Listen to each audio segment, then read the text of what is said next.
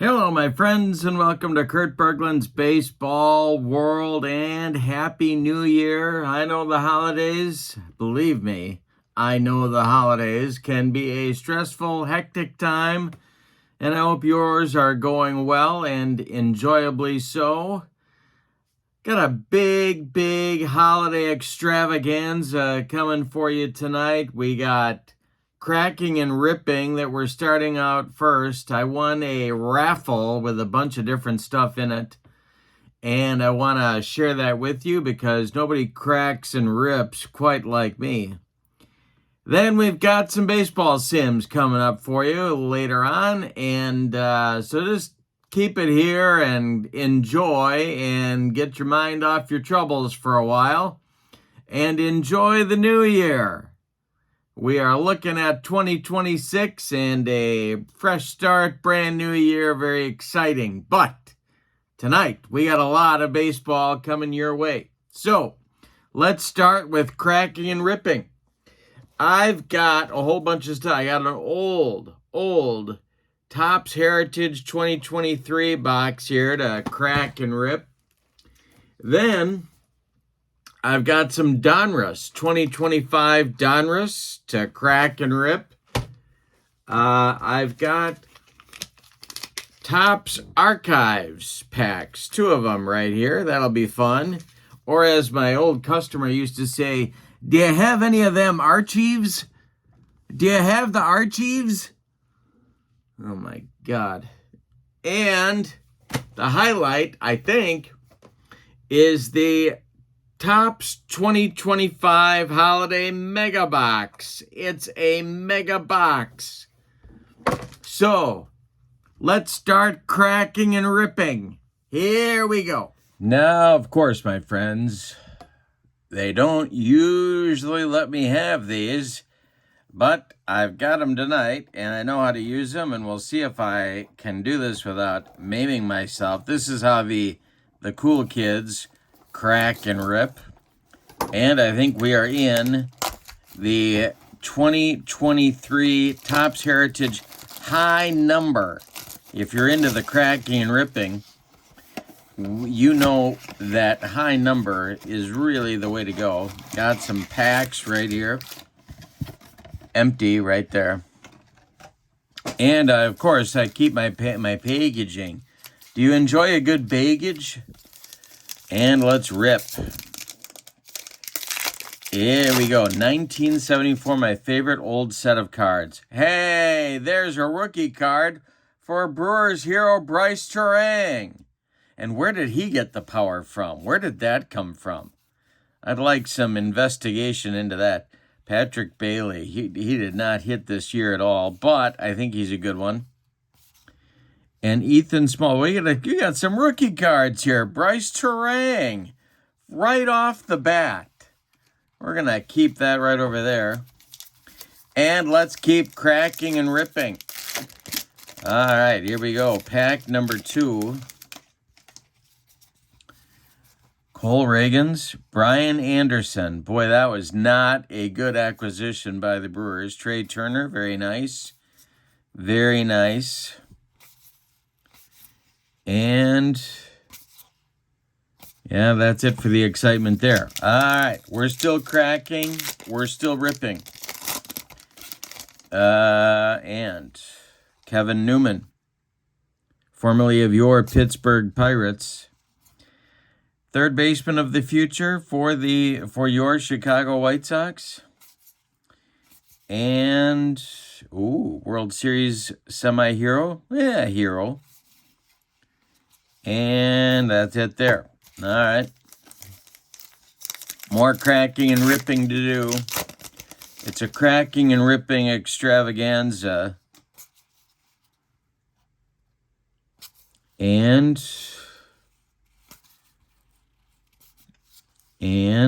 Jacob deGrom. How about a deGrom card for your boy? And he really bounced back this year, didn't he?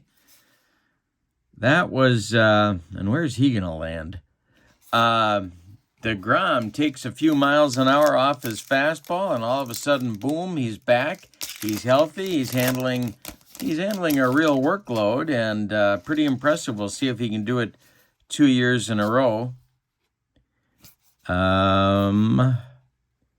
Boy, Jake Burger. Looks like Jake's been eating more than a few burgers. Let's see. Kevin Kelly.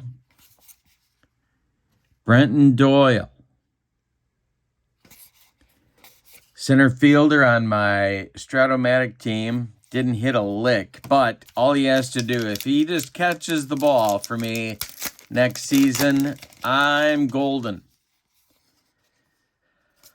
What do we got here? There's the hammer. There's the hammer. That's a keeper right there. Love the Rockies alternate uniforms. Love them. And 2 more to crack and rip from the 2023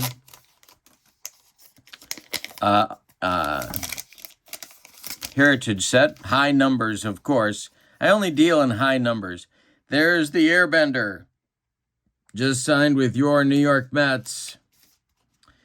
And there's some, Masataka Yoshida on the sticker. Alex Verdugo. Wow, Duran. Justin Turner wants to go back to the Dodgers for a 1-day contract. All right, we can do that. Clayton Kershaw, first ballot Hall of Famer. What do you think? I think probably. Best pitcher of his generation? Yeah, I'm thinking he might be. Would you rather have career value? Would you rather have, playoff record, I get it, but small sample size. I got that on my side for that part of the argument. Anthony Volpe. It's not a bat. Do you notice that? Game used memorabilia. There's a hit. We got a hit from cracking and ripping. And I got a regular Volpe card. A rookie card at that. No bat involved, of course, but got a uniform with the pinstripe. How about that? How about that? All right. We are done with the 2023 Heritage. Now we're going to move on to the Donruss. And I'm going to try not to send myself to the hospital with this thing. All right. Now we're ripping. We're still cracking and ripping. This, however, hot off the presses. This is right off the shelves. Ford Panini Donruss.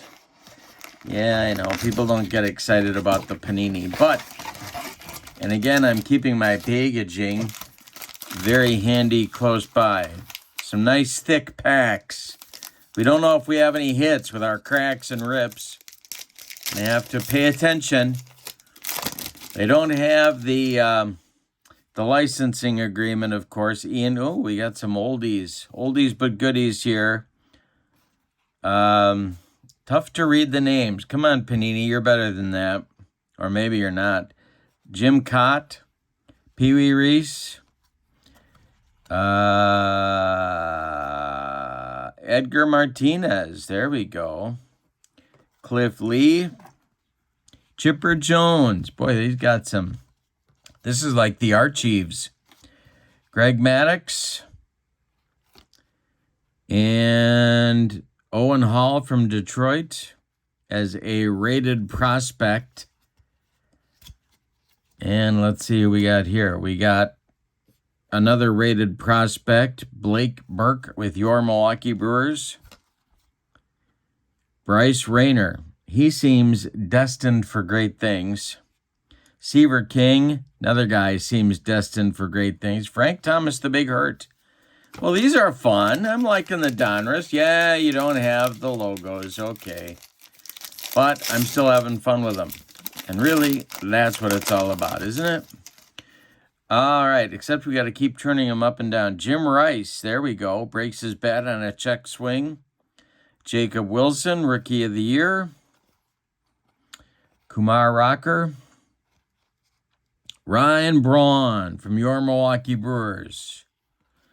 First time eligible on the Hall of Fame ballot, Mike Mussina. Bert Campaneris. Don't tick him off. That bat is going to come your way like a propeller. Sammy Sosa. Billy Martin. This is the one card I wanted to get, and I got it. I don't know why. I got a Billy Martin with Oakland thing. Johnny Bench. There's a hit. We got a hit. We got some hits. Buckle up. Bucky Dent, Red Sox favorite. Levi Sterling with Pittsburgh. That's a hit. That's a hit. And I guess that is Ryan Waldschmidt. Got him on my Stratomatic team in the minors. He's coming, baby. He is coming. All right, more Donruss fun. More Donruss fun. Aaron Judge. Bobby Miller, Mariano Rivera, big Yankee pack. Here's Reggie Jackson. Boy, it's Yankees aplenty. Roger Clemens, the Rocket. And I can't seem to make my hands work. Hurston Waldrop with the Braves. Prospect coming. Churio, Jackson Churio from your Milwaukee Brewers. James Wood. I don't know what we got there. He had a big first half, then second half cools off. I don't know. Aaron Judge, there's a hit. We got a hit. Johnny Mize. People have forgotten about Johnny Mize, but he was a stud. Jim Thome, Slugger Jim. Jersey Kings. And this is Joshua Gonzalez. All right, can do that. Paul Skeens. An Elite Series. That's a hit. We got a hit. Boy, these are tough to read. Colson Montgomery, your Chicago White Sox. Coming next year. I'm thinking 500, maybe 500 plus for those White Sox. They got the kids coming. Didn't think they knew what they were doing at first. I didn't know about that Chris Getz guy. But they seem, there's the big unit with the D-backs uni on. Arjun Namala, drafted him in my Stratomatic team. Waiting for good things. Waiting for good things. Man Ram with your Red Sox. Eddie Matthews, Milwaukee Braves. Very nice. Very nice. Heston Kierstead. Jake Peavy. Kind of a big game guy. Juan Marichal. This is a fun box here. This is a fun rip. Deion Sanders, prime, if you will. Alex Gordon, Hall of Fame eligible for the first time this year. Jim Palmer, cool card, very cool. And a hit. We got a hit. Tyson Neighbors. Won't you be my neighbors? Here comes the next pack of the Donruss. Boy, I got some baggaging to get rid of. All right, who we got here? We got Don Mattingly with the veterans, not the Veterans Committee. You know what I'm talking about. Rollins, Bagwell, Molina. Did Mattingly make the Hall of Fame? The announcement was a few weeks ago, and when I'm recording this, well, I don't know if he will or not. Molina. Some people think he's not a Hall of Famer. I don't know, Molina. I don't know. Ricky Henderson, Mike Piazza. Boy, this is a pack. Michael Young. Paul Molitor says Michael Young reminds him of him. That is a compliment. Here's Slugger Jim again. Brooks Lee coming with the Twins at shortstop. Bobby Miller with the Dodgers. Cal Ripken. Nick Kurtz. Oh, I think this box just paid for itself. Here's Brooks Robinson. And we got here Ryan Clifford. Looks like a Met. Marcelo Meyer. Oh, that Kurtz. That Kurtz is going to get some special treatment. All right. And here is the last pack from the Donruss.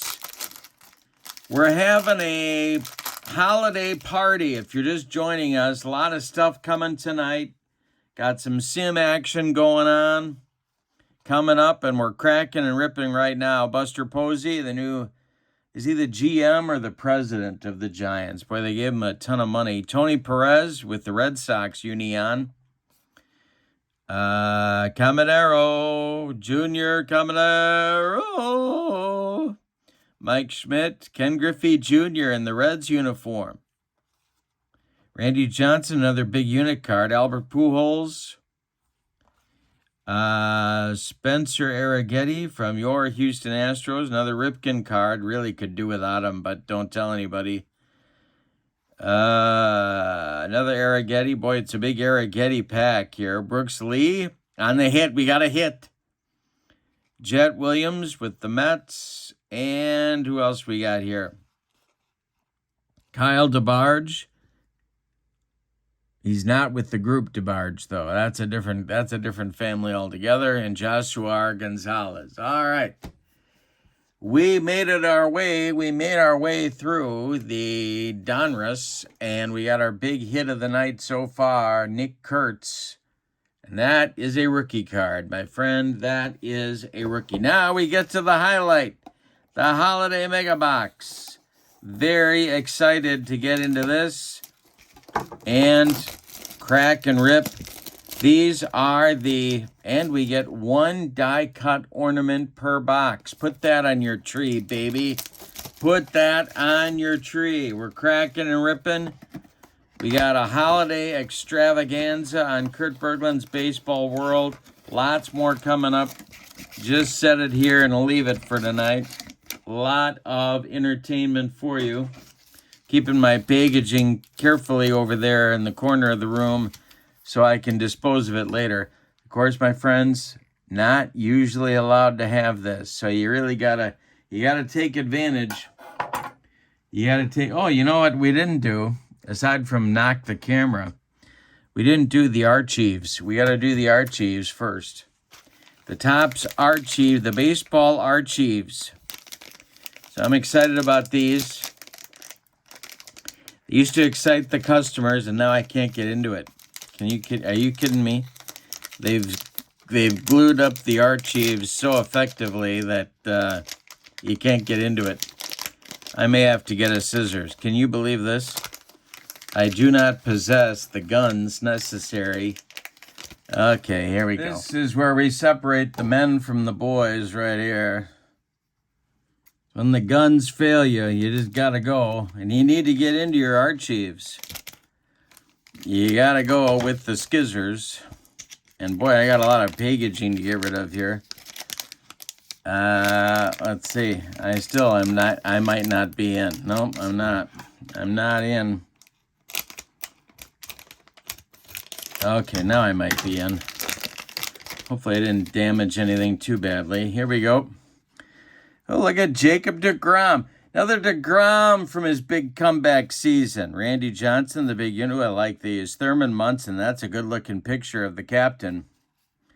Lou Piniella.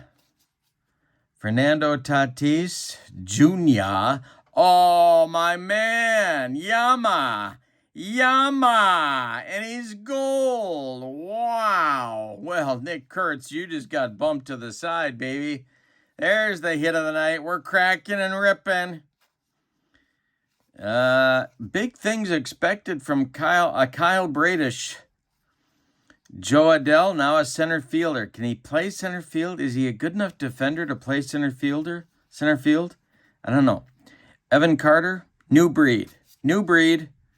Michael Conforto. Boy, there was the signing of the year last year, huh? Wow. Is his career over? Did he sign with somebody? Did they release? I think they released him.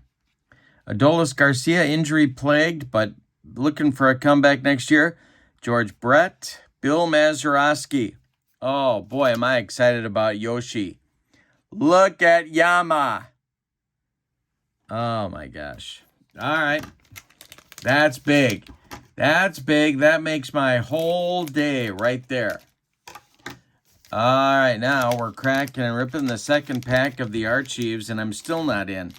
It's like these things are hermetically sealed in a mayonnaise jar on Funkin' Wagnall's porch since noon today. All right. Here's Kierstead. Spencer Torkelson. Suddenly, he's not looking so bad anymore. Garrett Cole with your New York Yankees. Yu Darvish going to miss next year, I think, all of next year with injury.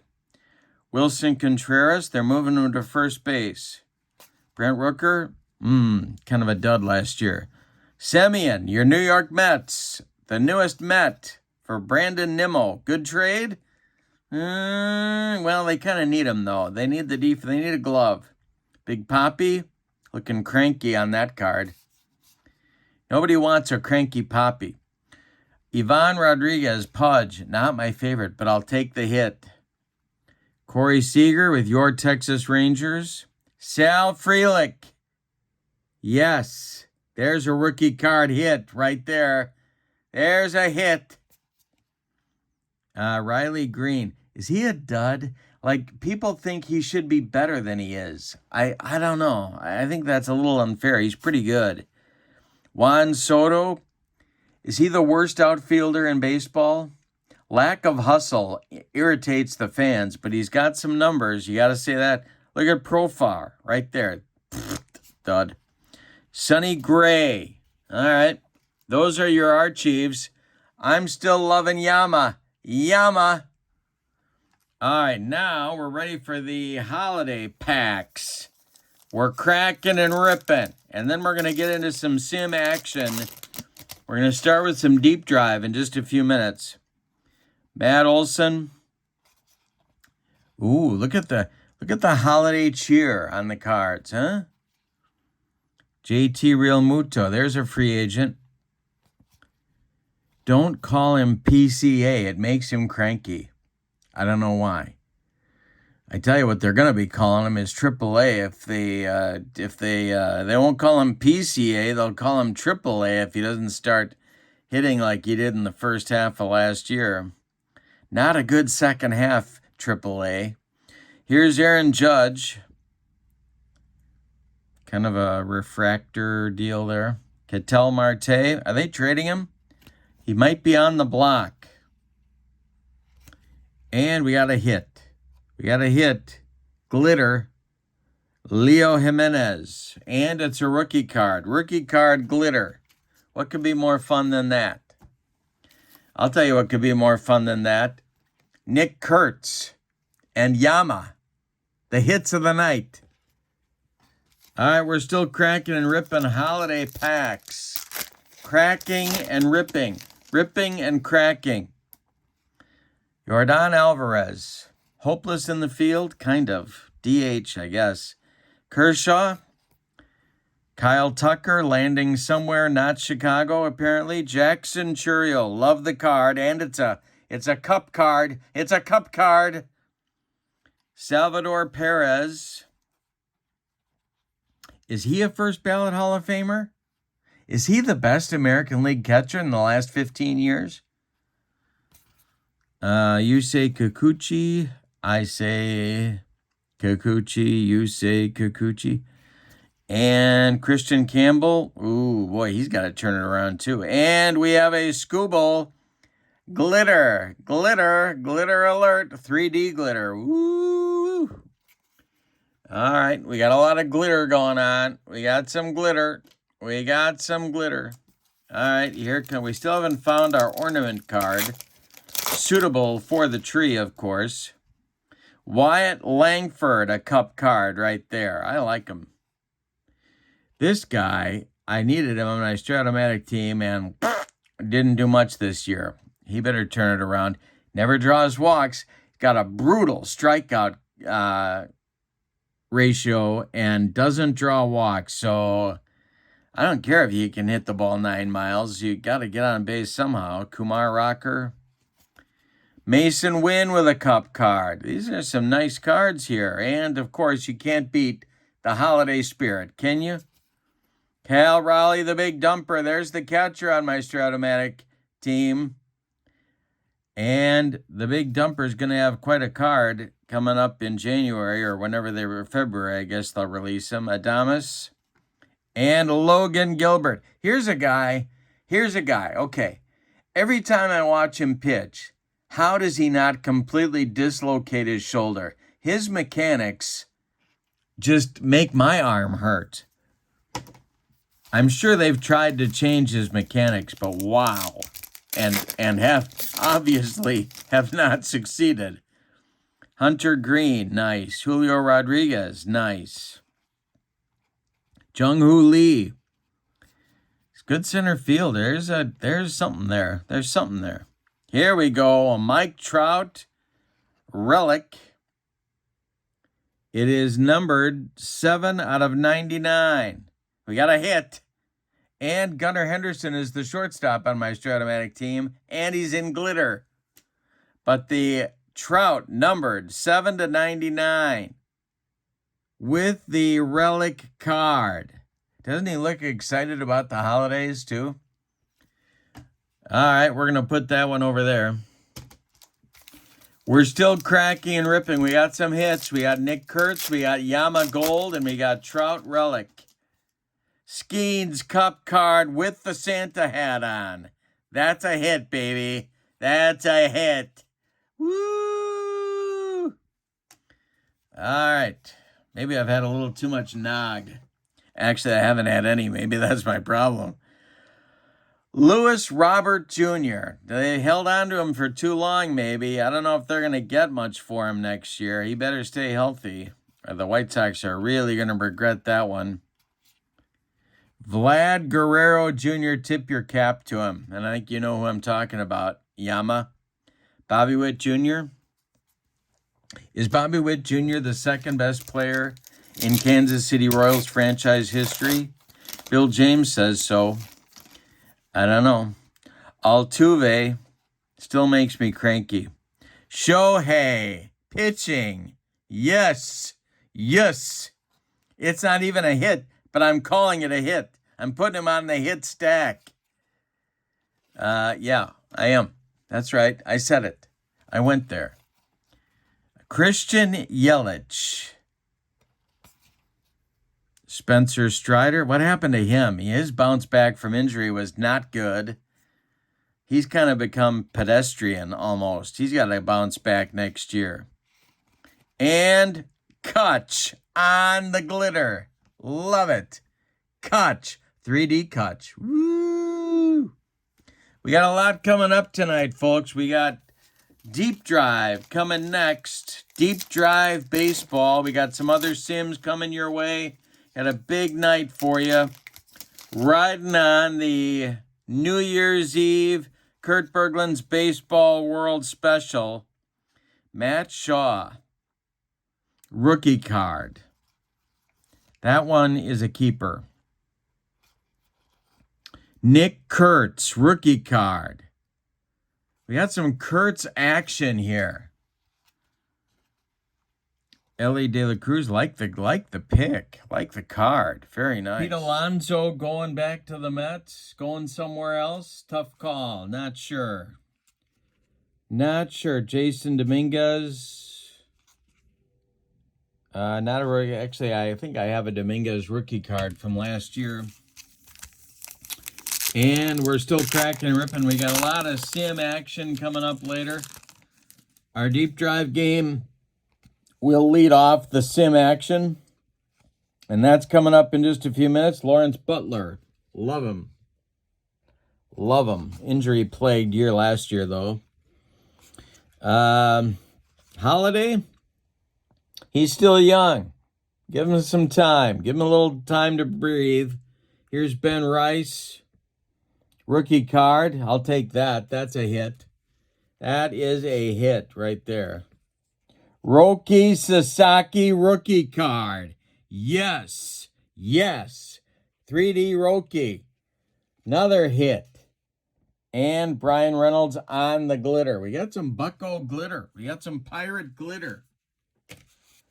All right, 2 packs to go. Then we're going to start with a deep drive game. We're going to do several games tonight. Juan Soto with the Mets. Dylan Cease just signed with your Toronto Blue Jays. DeGrom.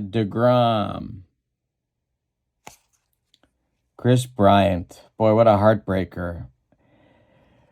I don't know. I hope he can make it back, but it doesn't look good. And Perdomo, one of the best shortstops in the big leagues now. Be ready. Your fantasy draft, pick up Perdomo. You can get him on the cheap, and he's become a stud. Matt Strom, Jacob Wilson, rookie card. There's a hit. We got a hit. Another Soto in a Mets uniform. Nolan Shanuel. Byron Buxton, can he do it again? Would you bet your team's playoff chances on it? Rumor is he's going to the Reds. He might already be there by the time you see this. Spencer Schwellenbach, got to stay healthy. Trey Turner, big year. Langoliers. And Jordan Westberg with the blue and the glitter. Not sure what that would officially look like. All right, let's review some of my favorite hits, cracks, and rips. We got the Gold Pudge from the Archives. Jacob Wilson. Roki on the rookie card. Ben Rice on the rookie card. Nick Kurtz on the rookie card. Shohei just because. Is he on my Stratomatic team? Yes, he is. Do I enjoy Stratomatic? No, I don't. Here's Paul Skeens with the Cup card and the Santa hat. Mike Trout with 7 out of 99. 7 out of 99 on the relic. Kurtz with the rated prospect, not rated rookie on the Donruss. And Yama, the card of the night. All right, let's get ready for Deep Drive. All right, we have cracked and ripped. We've been cracking and ripping. It's our New Year's Eve baseball extravaganza. Ha ha ha ha ha. Our first game tonight, and we're doing more than one. I'm going to get 3 in for you. Our first game is a deep drive game. Now, every once in a while, it's sort of an infrequent series on my channel. It's called Bad Baseball. Now, this isn't about the sim. This isn't Bad Baseball Sims. No. Bad Baseball Sims don't make it on my channel. No, they don't. This, instead, is about teams that are awful facing off against one another. Why do we do this? Purely for the amusement, I assure you. So, I have taken 2 really historically bad ball clubs from the Deep Drive catalog, and I think you know where I'm going with this one. We are in Colorado, where the 2025 Rockies are hosting a team that is arguably even worse. Yes, that's right. It's the 2024 Chicago White Sox. Now, how bad are these teams? Well, when it comes to bad baseball, Kurt Bergland does not screw around. There's no yucks. Well, there's a few yucks when you watch these guys play. But there's no kidding around when it comes down to choosing the teams. The 2025 Rockies hosting this game were 43 and 119. Yep. And by about the beginning of August, it was not clear that the 2025 White Sox were not going to be eclipsed in the bad baseball tourney. Well, the Rockies got better in the last 2 months, and they got past the 2024 White Sox by 2 games. Yes, that's right. The 2024 White Sox, losing ugly as the t-shirt goes, were 41 and 121. This is some bad, historically bad baseball. Really, we're talking Cleveland Spiders level. This is beyond This is beyond the 62 Mets. This makes the 62 Mets look like the 27 Yankees. These two teams are bad. Now, they're squaring off in a duel to determine which one is worse. And we're using deep drive baseball to determine that. So, I'm putting the link to I'm putting a whole lot of links in the description for this video, including the link to my channel membership. All of it is below. With channel membership to Kurt Bergland's Baseball World, you get access to members-only videos that subscribers can't see, including game demos, tutorials, special reports, book reviews, and exclusive replays, and a big archive of members-only videos. Members also get discounts in my secondary store, $10 off per set, $2 off per team, and a free gift from me every month. And you're going to see an example of the free gift in the next game that I've got coming up on our New Year's Eve Baseball Extravaganza. All right, so we are in Colorado, and I chose technically, we should be at Guaranteed Rate Field in Chicago for this one because the 2024 White Sox are a little bit worse. But if you're worse, you don't deserve the home field advantage. Plus, a lot more funny things can happen in Coors Field, and any game might not be out of reach. So for those reasons, not the cell or Guaranteed Rate Field, I call it the cell, but now it's Guaranteed Rate. Not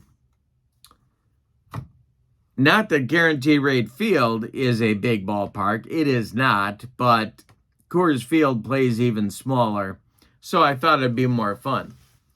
All right, so with all that said, let's get ready for some bad Our next game is not going to be bad baseball. It's going to be really good baseball. But this game will be bad baseball with Deep Drive. The Deep Drive link is also in the description for this video if you want to check that out. It is a great sim.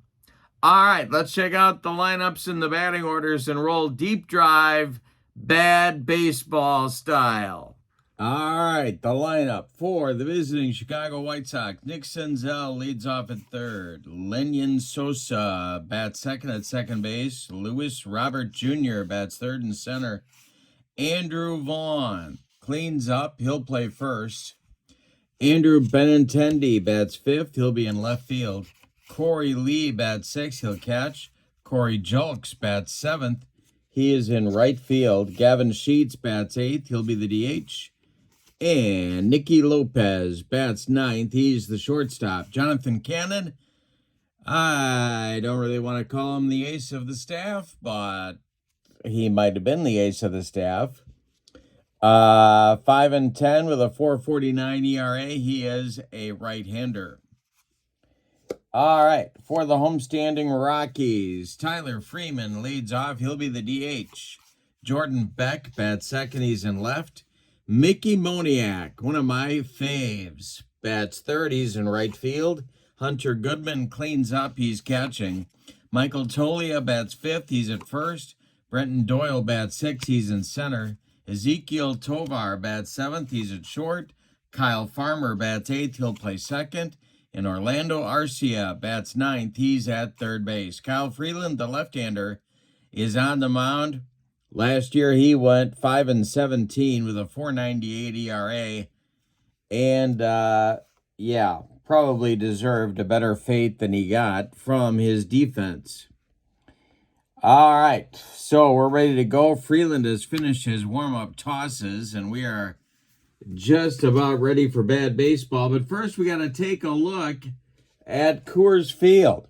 If we do get some deep drives, and here's hoping we do, 0-7 will be a homer on the deep drives for a left-handed batter, 0-4 for a right-handed batter. So we'll watch that very carefully.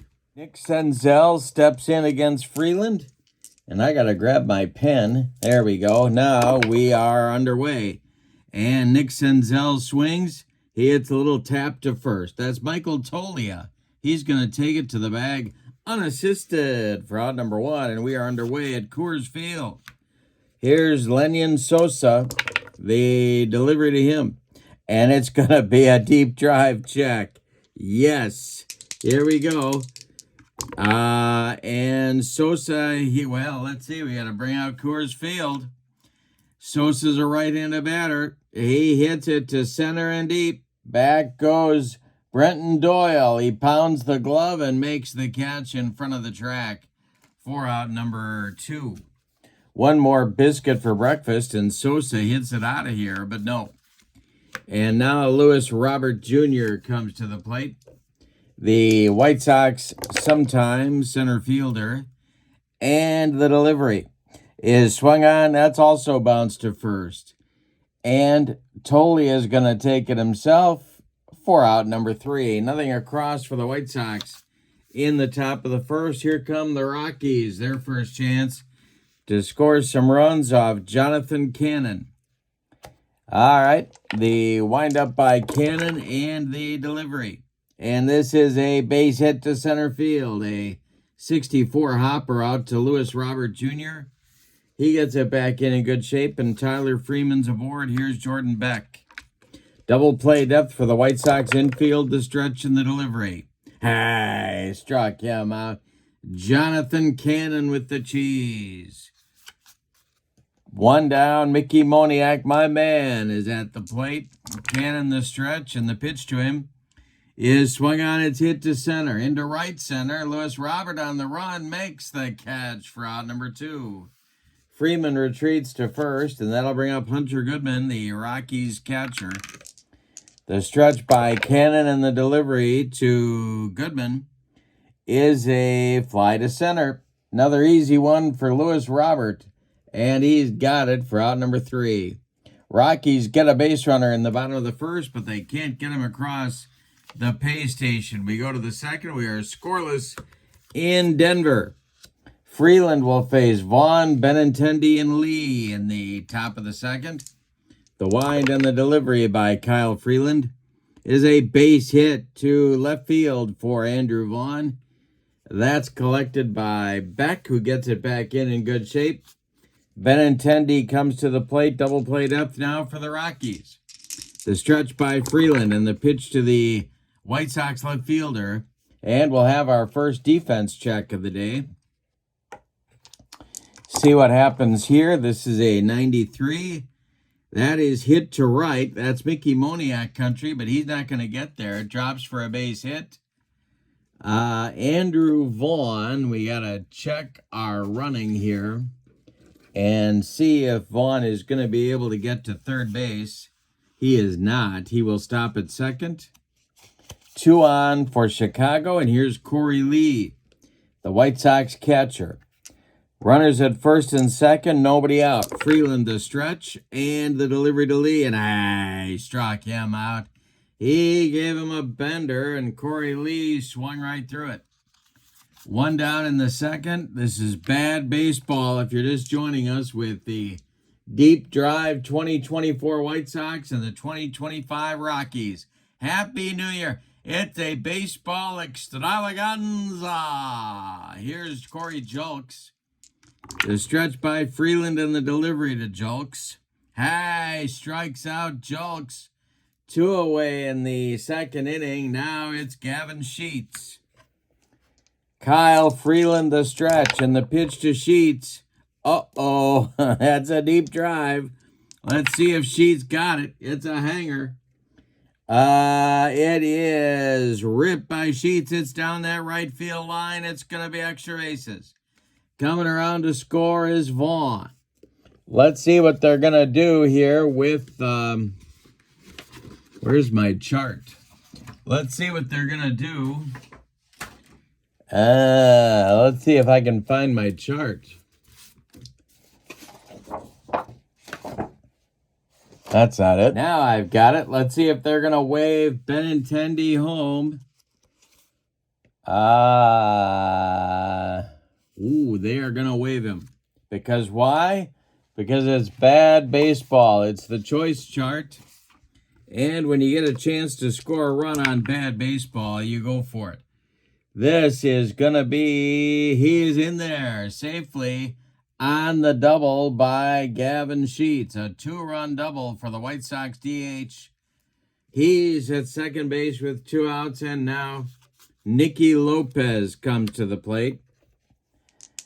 Freeland trying to stop the bleeding here in the second. The delivery to Lopez is swung on. It is a comebacker to Kyle Freeland. He gloves it and takes a couple steps toward Tolia and throws him the ball for out number 3. In the second, the White Sox have a good inning. They get 2 runs on 3 hits. They leave 1. We go to the bottom of the second. It's Chicago 2 and Colorado nothing. It'll be Tolia, Doyle, and Tovar coming up in the Colorado second inning.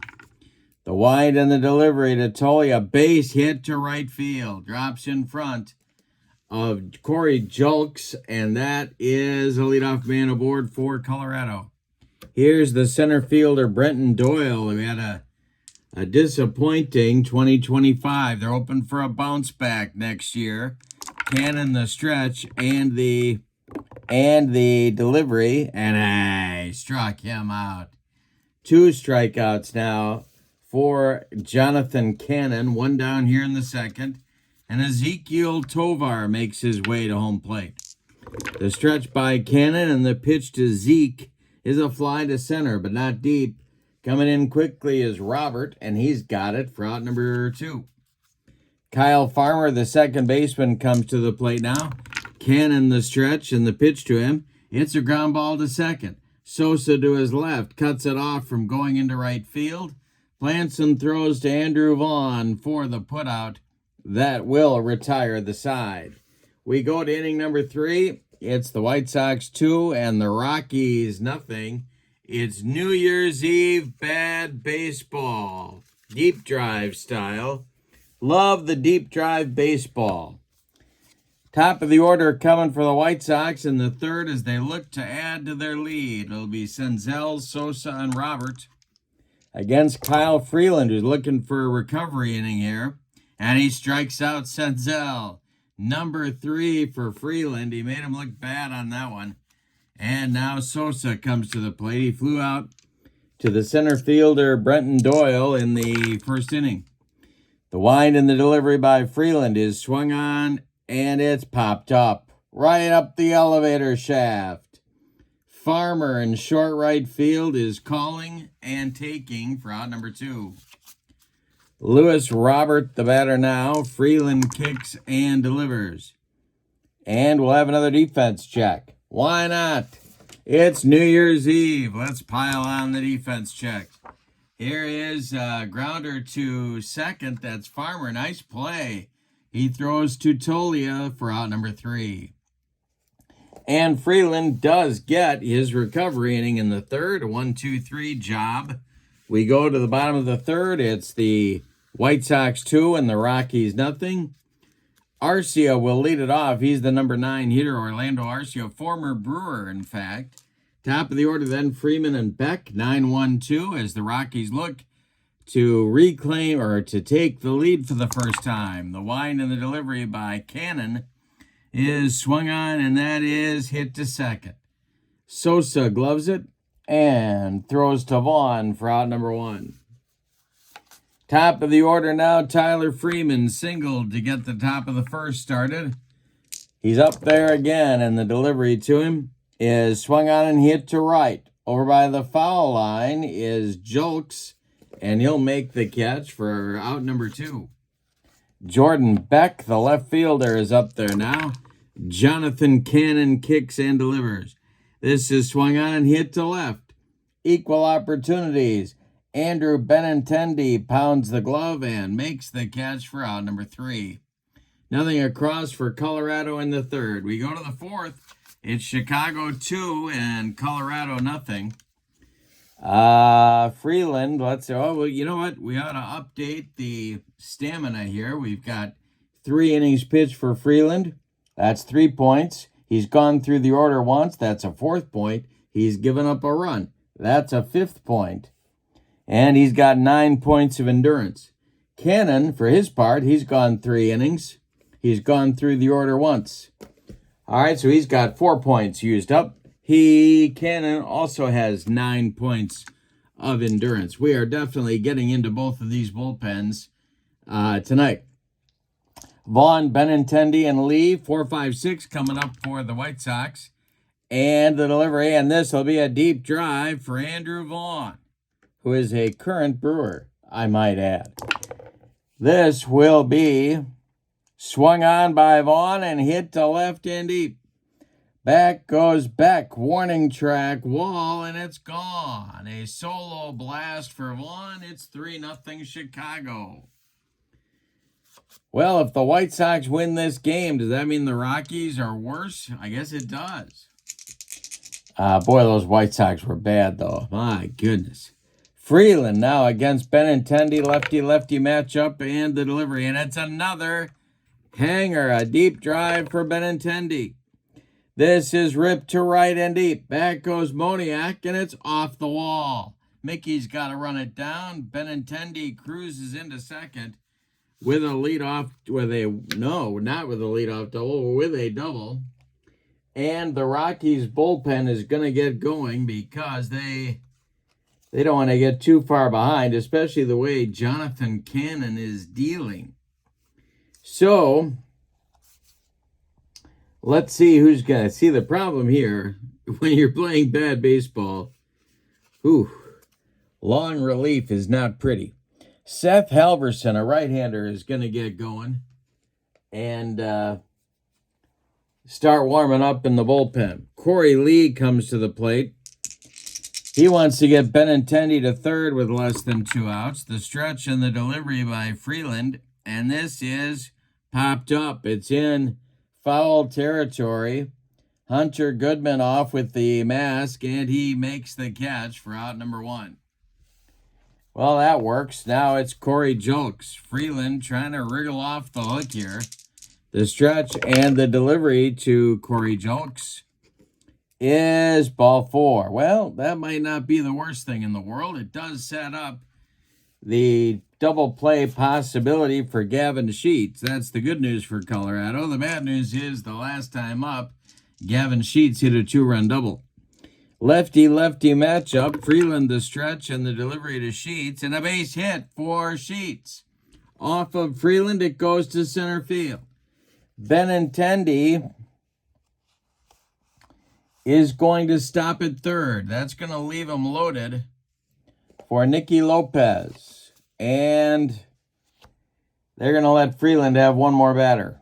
The infield is going to move in for Colorado. He really needs a strikeout here of Nicky Lopez. The stretch and the delivery is swung on, and that is going to get through because it's hard hit. And I don't believe they are going to get this one. It will be well, it says slow and hard hit ground outs. Also, they result in order on third holding unless the bases are low, in which case they are thrown out at the plate. Okay, so it's not gonna get through. It's not a hit. Benintendi's thrown out at the plate at 6-2. That's Tovar to Goodman. Julks advances to third, Sheets up to second, and Lopez is on the fielder's choice. Now it's Senzel. Let's see where Freeland is here. You got 4 points, 5, 6, 7. Yeah, one more batter. Try and get him out of the inning here. The stretch and the pitch to Senzel is swung on and hit to right. Moniak in a few steps makes the catch for out number 3. And the White Sox do get a run on 3 hits, but they leave them loaded as a bad baseball team would. So we go to the bottom of the 4th. I guess the Rockies take a moral victory from that. We go to the 4th at Chicago 3 and Colorado nothing. It's Moniak, Goodman, and Tolia, the meat of the order for the Rockies, coming up in the 4th. Jonathan Cannon kicks and delivers. Swung on, it's a grounder to third. That is Senzel to his left. He gloves it and fires across the diamond to Andrew Vaughn for out number 1. Hunter Goodman, the batter now. Cannon kicks and delivers to Goodman, and I struck him out. Number 3 for Jonathan Cannon, and he has now retired 8 in a row. Michael Tolia, the batter. Cannon kicks and delivers. And this is swung on and hit to center. An easy one for Lewis Robert, and that will end the inning. 9 in a row now, retired by Jonathan Cannon. We go to inning number 5, and your score, White Sox 2, Rockies nothing. And Kyle Freeland will face Sosa, Robert, and Vaughn in the White Sox 5th inning. Let's update the stamina points. 4 and 5 for Cannon. And for Freeland, 4, 5, 6, 7 for him. Is that right? 4, 5, 6, 7. Yes, that's correct. All right. So, we're getting close to the end for Kyle Freeland here. Sosa's up there now. Freeland kicks and deals, and this is a potential deep drive for Sosa. It is a deep drive for Sosa. He swings and hits it to left and deep, and back goes Beck, warning track wall, and it's gone. A solo blast to lead off the 5th for Sosa, and that's going to be the end of the line for Kyle Freeland. It's time for Seth Halverson to come on. So let's give you Freeland's numbers. He could not contain the 2024 White Sox attack. He goes 4+ innings, 7 hits. 2 of them were bombs. He walked 1. He struck out 3. He allowed 4 runs. They're all earned. And he's on the hook for the loss to these 2024 White Sox, unless his teammates can rally. Halverson, for his part, was 25 years old this season. He was 1-2 with a 4.99 ERA, 42 games. And let's see how he does against the meat of the White Sox order. The stretch by Halverson and the delivery will have another defense check. Why? Well, because it's New Year's Eve. That's why. And the roll will go like this. A 34 is to the pitcher. His fielding is a 2. It's off his glove. It's going to be an infield hit for Lewis Robert Jr. Nobody out here in the 5th. Here comes Andrew Vaughn. He's 2 for 2. Rockies are looking for a double play grounder right here. The stretch and the delivery. And it's going to be a deep drive time for Andrew Vaughn. This is ripped. It's to center and deep, and it's going to get over the head of Brenton Doyle. Lewis Robert is going to be, I think he's fast. He is fast. He's coming around 3rd, and he's going to score. It is 5-0 White Sox. Andrew Vaughn having a game. He's a triple away from the cycle. Benintendi, the batter, he's 2 for 2. Halverson, the stretch, and the delivery, and I struck him out. Benintendi, remembered he was Andrew Benintendi and struck out on that one. Here's Corey Lee. He's 0 for 2. The White Sox catcher is 0 for 2, and the delivery is swung on. It's a grounder to short. That's gobbled up by Tovar. He fires to Tolia for out number 2. Andrew Vaughn, the batter, and here comes Corey Julks against the right-handed pitcher. Julks is 0 for 1, and the delivery is ball 4. 1st and 2nd now for Gavin Sheets, who's 2 for 2. Everybody's 2 for 2 except for Senzel, who's looked sick, and Corey Lee. The stretch and the delivery by Halverson. He's not getting on this time. It's a fly to right, and it's shallow. Here comes Moniak, who makes the catch for out number 3. But in the 5th, the White Sox add 2 to their lead on 3 hits. We're halfway through bad baseball, and your score, The 2024 White Sox 5 and the 2025 Rockies nothing. Bottom of the fifth is on. Rockies have some work to do. They're down 5-0. But the good news is they have that work to do against the 2024 White Sox pitching staff, which has so far limited them to 2 hits. But that could turn around at any moment. It's Doyle, Tovar, and Farmer coming up.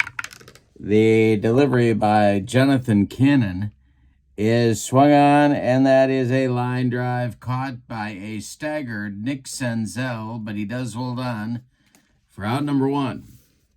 Here's Ezekiel Tovar. Flew out to center his first time up. Cannon delivers. This is a grounder to first. That's gloved by Vaughn. He'll take it to the bag himself for out number 2. And with nobody on, it's Kyle Farmer, the second baseman. Jonathan Cannon delivers. What a job he's doing on this lineup. Popped up Nick Senzel in fair territory, calling and taking for out number 3. Nothing across for the Rocks in the bottom of the fifth. Cannon is now the author of 12 in a row retired. Who saw that coming? Who had that on their bingo card for New Year's Eve? All right, here we go. 5, 6, that's it. He's doing fine for stamina. We have a new Rockies pitcher coming on the 6th. It's Jimmy Herget. He can potentially go 2 innings. He's a 1-2 with a 2.48 ERA and a 118 whip. I don't know how that played in Colorado, but we'll find out. Nicky Lopez, Nick Senzel, and Lenyn Sosa coming up in the White Sox 6th inning, 9-1-2. Herget kicks and delivers, and there's a base hit to right field for Nicky Lopez. He's aboard. Here's Senzel. The stretch by Herget and the pitch to Nick. It struck him out. He threw it right down the middle where he was sure Senzel wouldn't find it. 1 down in the White Sox 6th inning. Here's Sosa. Double played up for the Colorado infield, and this is hit to right. Mickey Moniak under it and makes the catch for out number 2. Lewis Robert comes to the plate. He's 1 for 3 in the game. Herget the stretch. The pitch to Robert is a grounder to third. Slowly hit. Orlando Arcia charges, throws on the run to Michael Toglia for out number 3. Nothing across for the White Sox in the 6th. They leave 1, the leadoff man. We go to the bottom of the 6th, and your score, White Sox 5, Rockies nothing, and Jonathan Cannon pitching a gem so far. He'll face Arcia, Freeman, and Beck, 9-1-2 for the Rocks. They delivery, and we'll have a defense check. Why? Because it's New Year's Eve, that's why. And the delivery is a fly to right, and this is going to be dropped by Corey Julks. That's going to be a 2-base error that puts Arcia in scoring position, and you can always count on that White Sox defense to let you back in the game. Here's Tyler Freeman, the stretch by Cannon and the delivery to Freeman, and we'll have a deep drive for Tyler Freeman. This one is going to be to the left and deep. Back goes Benintendi, and it's off the wall. Around third and scoring is Arcia. It's 5-1. White Sox. Freeman into second with a double. The Rockies are coming, tra-la-la-la. The Rockies are coming, tra-la-la-la. Here's Cannon dealing to Beck. Struck him out on a bender. Strikeout number 4 for Jonathan Cannon, and with 1 out, it'll be Moniak. He's 0 for 2, and due. The pitch to Mickey. Grounder hit to second. That is Sosa to his left. He gloves it and throws to Vaughn for the putout. Advancing to third on the play is Freeman. He's 90 feet away with 2 outs for Hunter Goodman, the catcher. 5-1 White Sox. The stretch by Cannon, the delivery, and that's going to be a hanger to Goodman. Did he get it? That's the question on America's mind. It is to left and deep. and high off the wall. Scoring is Freeman. It's 5-2 White Sox. Goodman into second with a double. We got to count up Cannon's endurance points here. 5, 6, 7, 8 with a run in. He's getting close to the end, and the White Sox bullpen gets cooking in a hurry. It's left-hander. Well, boy, oh boy, this bullpen, bunch of arsonists in this bullpen. Jared Schuster, the left-hander. Justin Anderson, the right-hander. Lefty-righty double-barreled action in the White Sox bullpen. 5-2 White Sox. Cannon trying to escape the Rockies' 6th inning. Tolia is 1 for 2, and he's up there now. The delivery.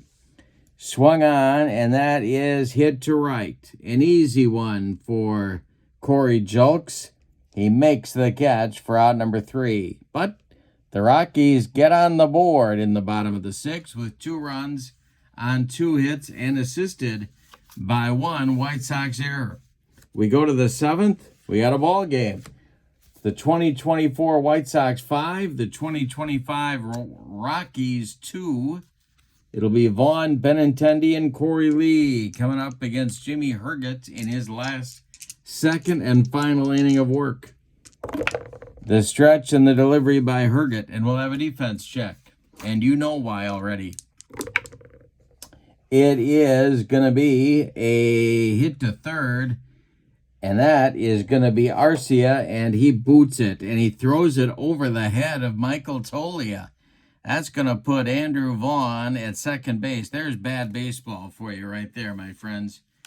Now these teams are playing down to their level. Here's Andrew Benintendi.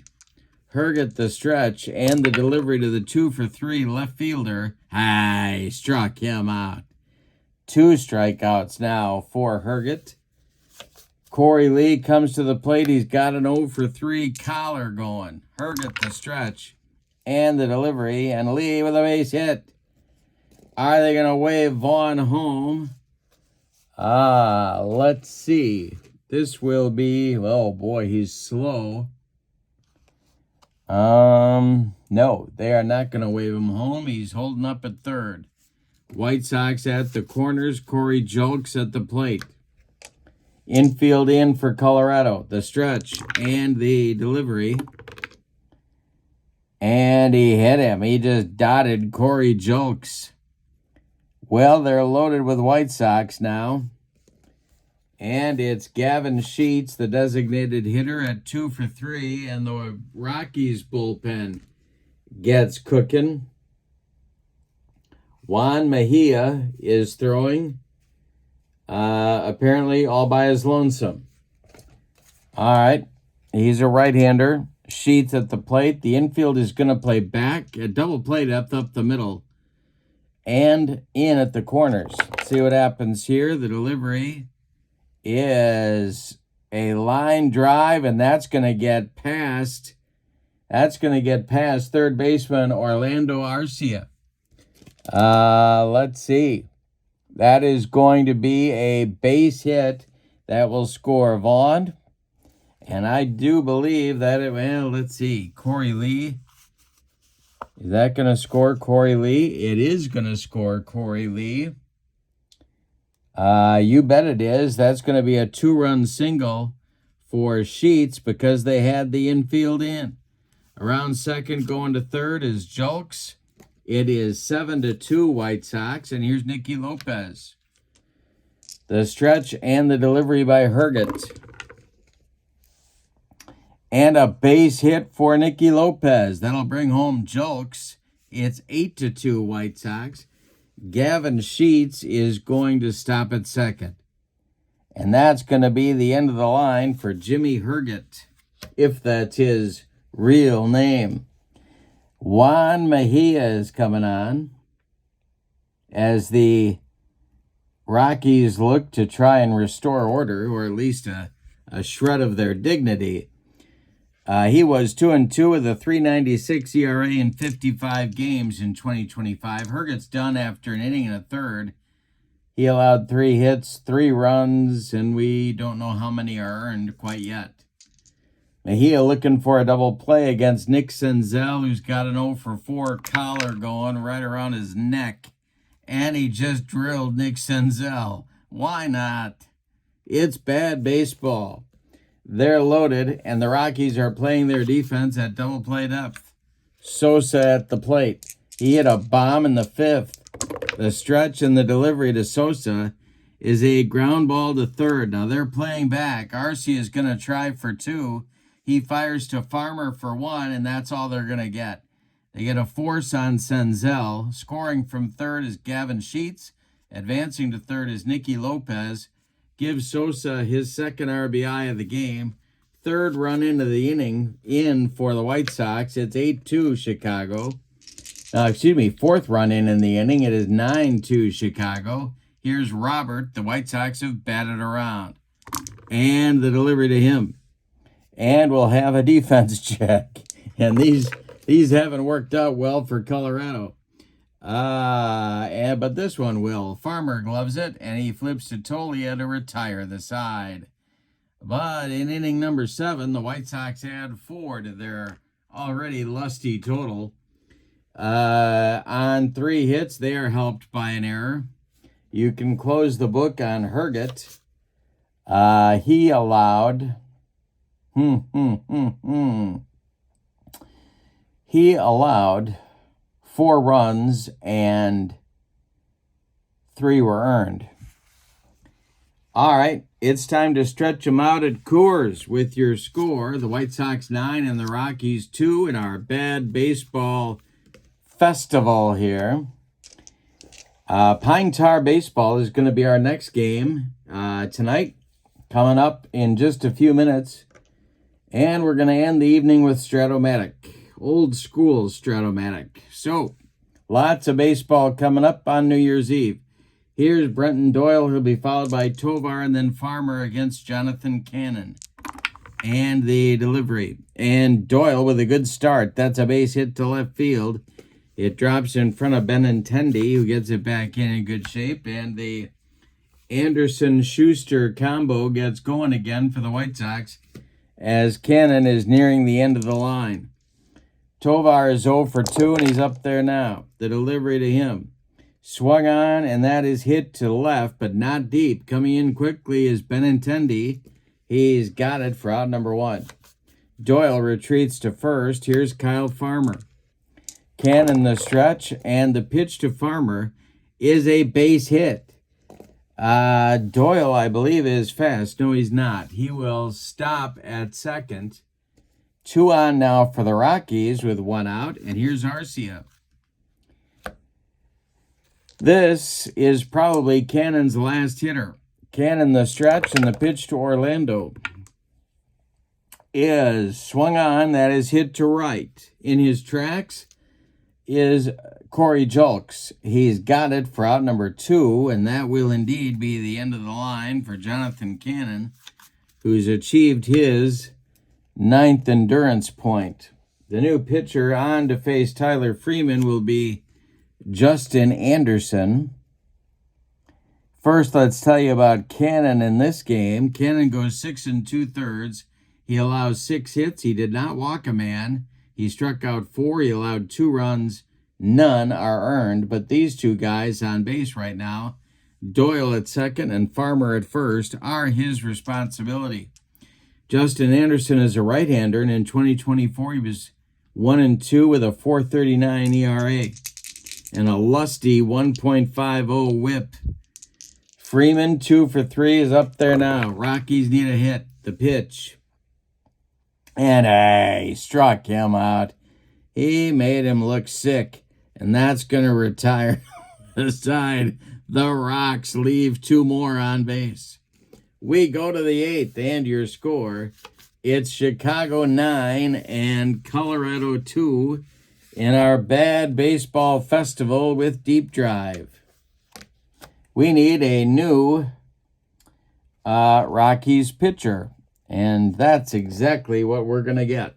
It's Victor Vodnik, the right-hander coming out of the Colorado pen. He had 10 saves last year, 4-3 with a 3.02. He's a right-hander. He'll face Vaughn, Benintendi, and Corey Lee. Vodnik the stretch and the delivery, and he walks Andrew Vaughn. Well, the White Sox, they've had a few gifts in this ball game. The Rockies have given them, let's see, 1, 2, 3 walks, 2 hit by pitches, and a couple of errors. No, I guess just 1 error.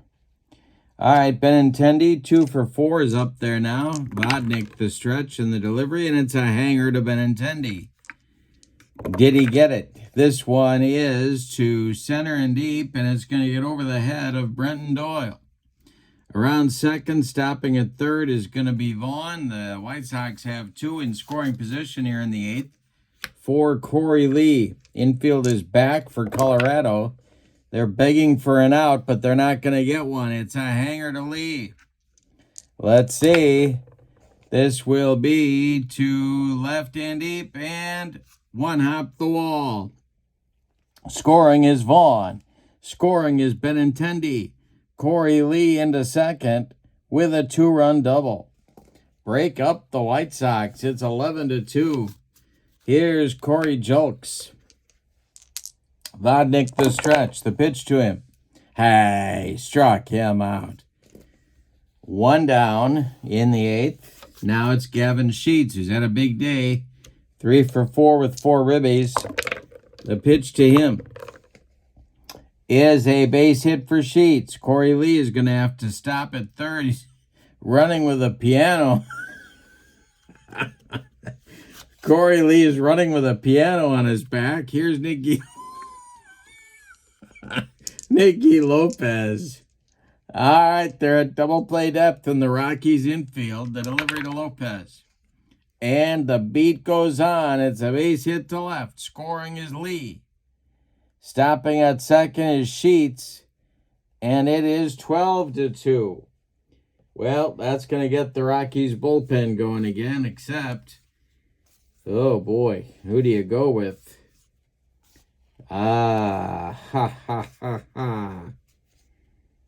Well, they're going to go Antonio Senzatella and, Zach Agnos. It's not looking pretty in that Rockies bullpen, I'll tell you that right now. All right, here is Nick Senzel. Double played up for the Rocks. The delivery to Nick is swung on. It's popped up in fair territory. Orlando Arcia calling for it and taking it as the infield fly rule is called, which guarantees the Rockies an out. And here is Sosa. Vodnik deals to him, and he walked him. The bases are dripping with White Sox. Here's Lewis Robert, and this might be Vodnik's last hitter. The stretch and the delivery by Vodnik is swung on. It's hit to right. Moniak will make this catch to retire the side. It's a 3-run 8th inning for the White Sox. On 4 hits, they leave 3. We go to the bottom of the 8th, and your score, the White Sox 12 and the Rockies 2. And Justin Anderson is going to pitch his first full inning of work right here. Beck, Moniak, and Goodman coming up in the Rockies' 8th inning. The delivery to Jordan Beck, and he struck him out. Second strikeout for Justin Anderson. Jordan Beck, 0 for 4 with 3 Ks. Here's Mickey Moniak, 0 for 3. He's personally let me down until right now, when he's got a deep drive coming. This one is swung on by Moniak and hit to right and deep. Back goes Julks, warning track, wall, and it's gone. 12-3. White Sox. As Moniak restores a shred of dignity, here's Hunter Goodman. The delivery, and he just drills Hunter Goodman. Justin Anderson didn't like that home run trot by Mickey Moniak. And he just drills the Rockies catcher. Here's Tolia. The delivery to him. Swung on. It's a grounder to second. That's gloved by Sosa. He goes to Lopez for 1, and the relay to Vaughn is not in time. Somehow Tolia beats the rap at first. And Brenton Doyle comes to the plate. Doyle 1 for 3. The stretch by Anderson. The delivery is swung on and hit to center. Lewis Robert with plenty of room and makes the catch for out number 3.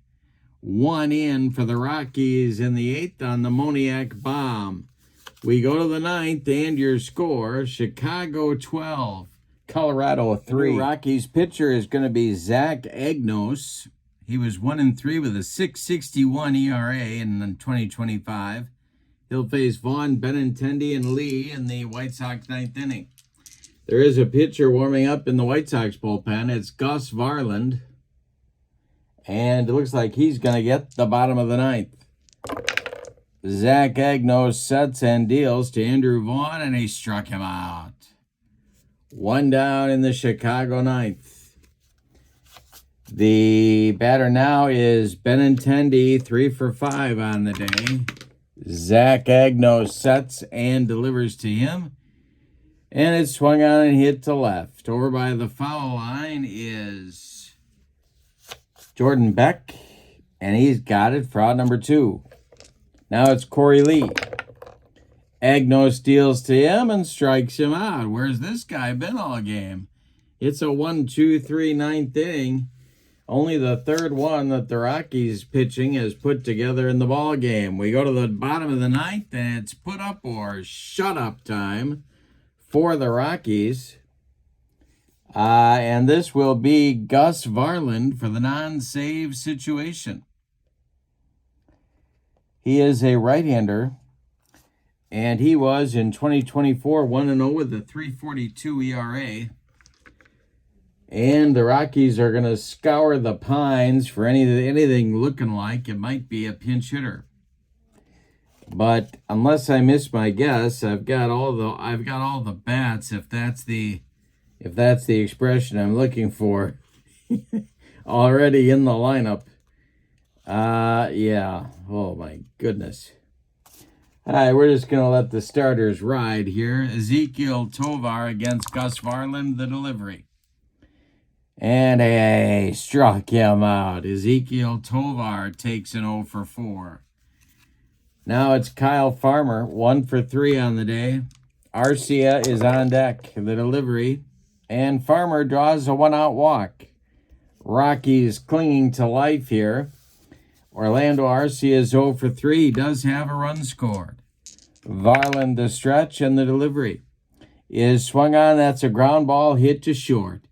And that's gloved by Nicky Lopez. He goes to Sosa for 1, and the relay to Vaughn is in time for a rally-killing, soul-crushing, and game-ending 6-4-3 double play turned by the White Sox. Their first of the ball game. Let's give you the totals for the visiting and victorious White Sox. 12 runs on 2, 4, 6, 8, 10, 12, 14, 16, 18 base hits. I wonder if they had 18 hits in a game in 2024. I doubt it. And they made 1 error that did lead to a Rockies run. 2 Rockies runs, actually. The Rockies, for their part, had 3 runs, 7 base hits, and they committed 1 error. The winning pitcher is Jonathan Cannon, who did a job on these Rockies. The loss goes to Kyle Freeland. And the winner of the Kurt Bergland's Baseball World official clock radio for being the outstanding player in this game, I'm giving it to Cannon. He set a tone and allowed that White Sox offense, such as it was, the opportunity to have some time to score some runs, and score they did. Honorable mentions for the clock radio go to Andrew Vaughn and I guess, oh my gosh, well, Gavin Sheets had 4 hits. We could give him a clock radio too. Why not? It's New Year's Eve. All right.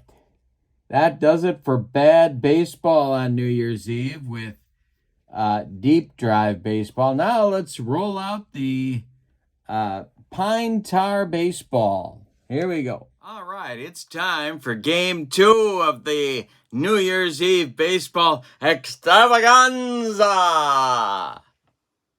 and that means Pine Tar Baseball. Very excited to be bringing this to you. You know, if you are a channel member, you get a lot of stuff on Kurt Bergland's Baseball World, and I'm putting the link to channel membership in the description for this video, along with a bunch of other links. I've got some YouTube channels that I'd like you to check out that I really think are flying under the radar, and I'm putting their titles and links in the description for this video as well. But I want to talk to you about channel membership, because with channel membership, you get access to videos that subscribers can't see. They include game tutorials, game demos, special reports, book reviews, exclusive replays, and a big archive of members-only videos. You also get discounts in my secondary store, $10 off per set, $2 off per team. There's a doozy of a secondary store coming up in the month of January. And not only that, but you get a free gift from me every month, and that's what I'm going to show you here in this game. This Pine Tar game is from the 1974 Major League Baseball season. It's a set of cards that I created. You can't get it on the website, and best of all, it's free.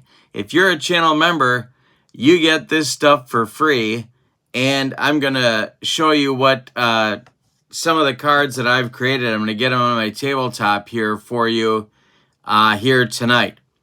We are in Atlanta Fulton County Stadium, where the Houston Astros, the 1974 Houston Astros, are taking on the Atlanta Braves in Game 2 of our extravaganza.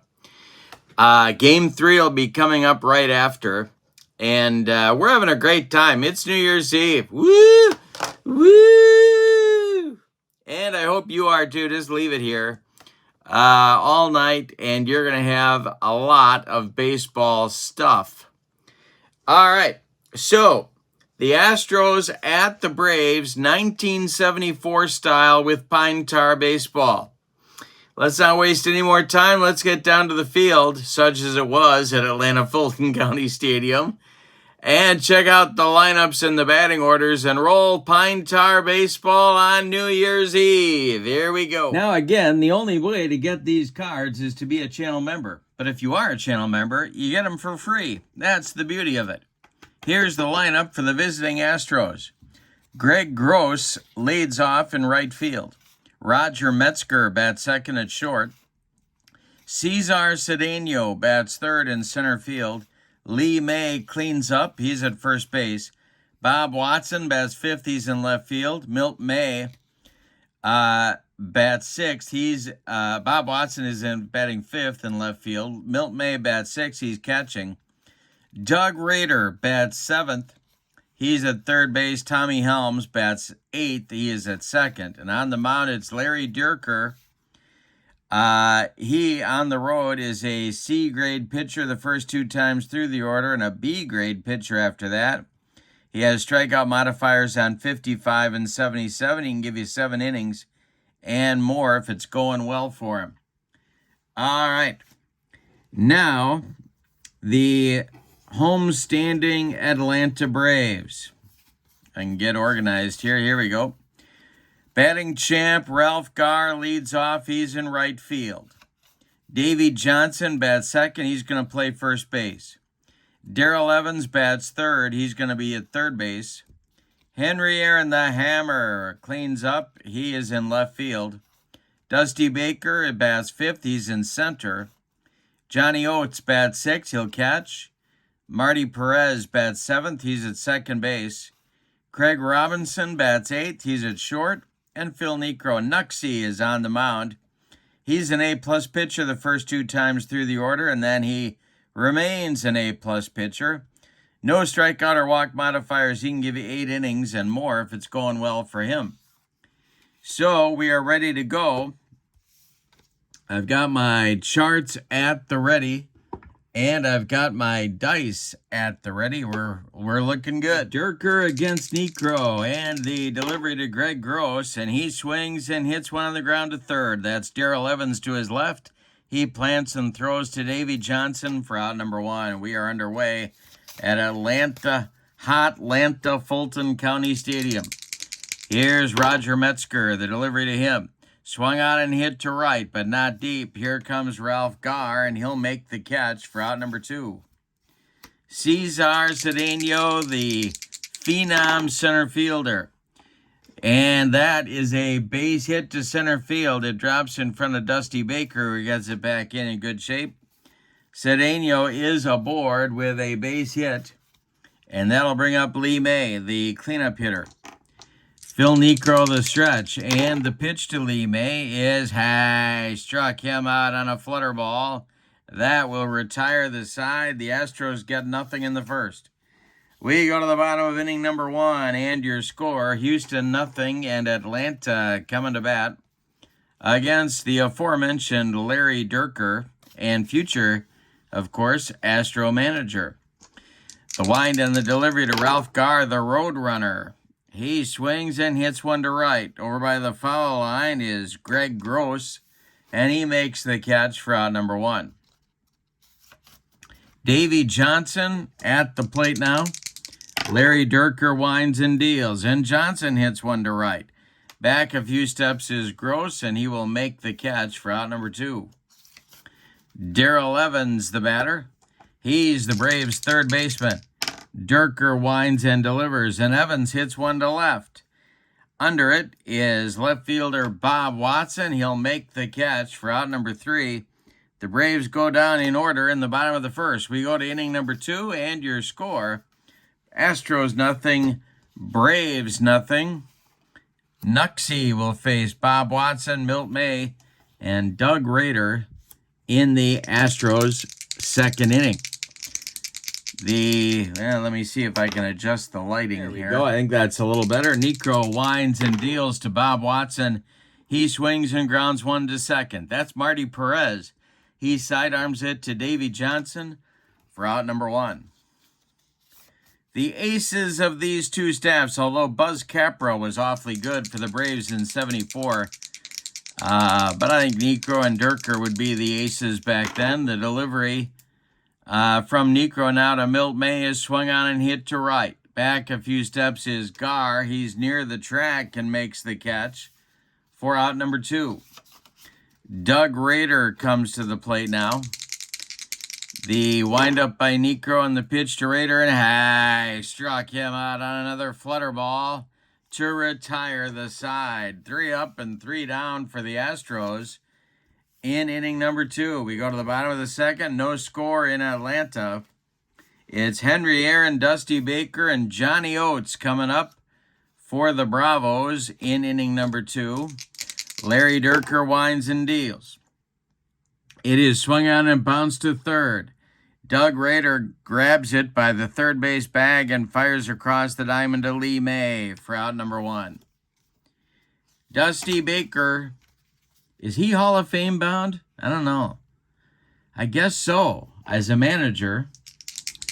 The wind by Dierker and the delivery to Dusty. Swung on by Baker, and that's going to get in the left center field gap. Cedeno's got to run it down. Dusty around first, going to second. He's in standing with a 1-out double. That's our first hit for the Braves of this ball game, and Dusty's in scoring position. Here comes the left-handed batting catcher, Johnny Oates. The stretch by Dierker and the pitch to Oates is swung on. That is hit to center. Cesar Cedeno is under it. He's going to make the catch. Let's see if Baker's going to try and go to third. He will hold at second base. All right, Marty Perez comes to the plate. If the Braves are going to score, they need their second baseman to come through with a clutch hit right here. We're in the bottom of the second, no score. Baker working on his leadoff second. Dierker the stretch and the pitch to Perez. Swung on and hit to right. Coming in a few steps is Greg Gross, and he puts it away for out number 3. So the Braves threaten but don't score in the second inning. We go to the third. Houston nothing, Atlanta nothing. It'll be Helms, Dierker, and then the top of the order with Greg Gross coming up in the Houston third inning. The wind and the delivery to the ex-Reds second baseman Tommy Helms. And this is strike 3 swinging. Tommy actually swung twice at that knuckleball and goes down for strike 3. Now it'll be Durker, of course, the pitcher bats in 1974. Phil Niekro winds and deals to his counterpart, and he struck him out. 3 strikeouts in a row now for Nuxie. That'll bring up the top of the order, Greg Gross. Roger Metzger would be next. Niekro deals to Gross, and it's a ground ball pulled to first. This is Davy Johnson. He's going to take it to the bag unassisted for out number 3. Well, that was a 1-2-3 inning. Niekro now with 7 in a row retired. We go to the bottom of the third. We still have no score in Atlanta. Craig Robinson, Phil Niekro, and then the top of the order with Ralph Garr coming up in the Atlanta third inning. The wind by Durker and the pitch to Craig Robinson is a comebacker to Durker. He gloves it and flips to Lee May for out number 1.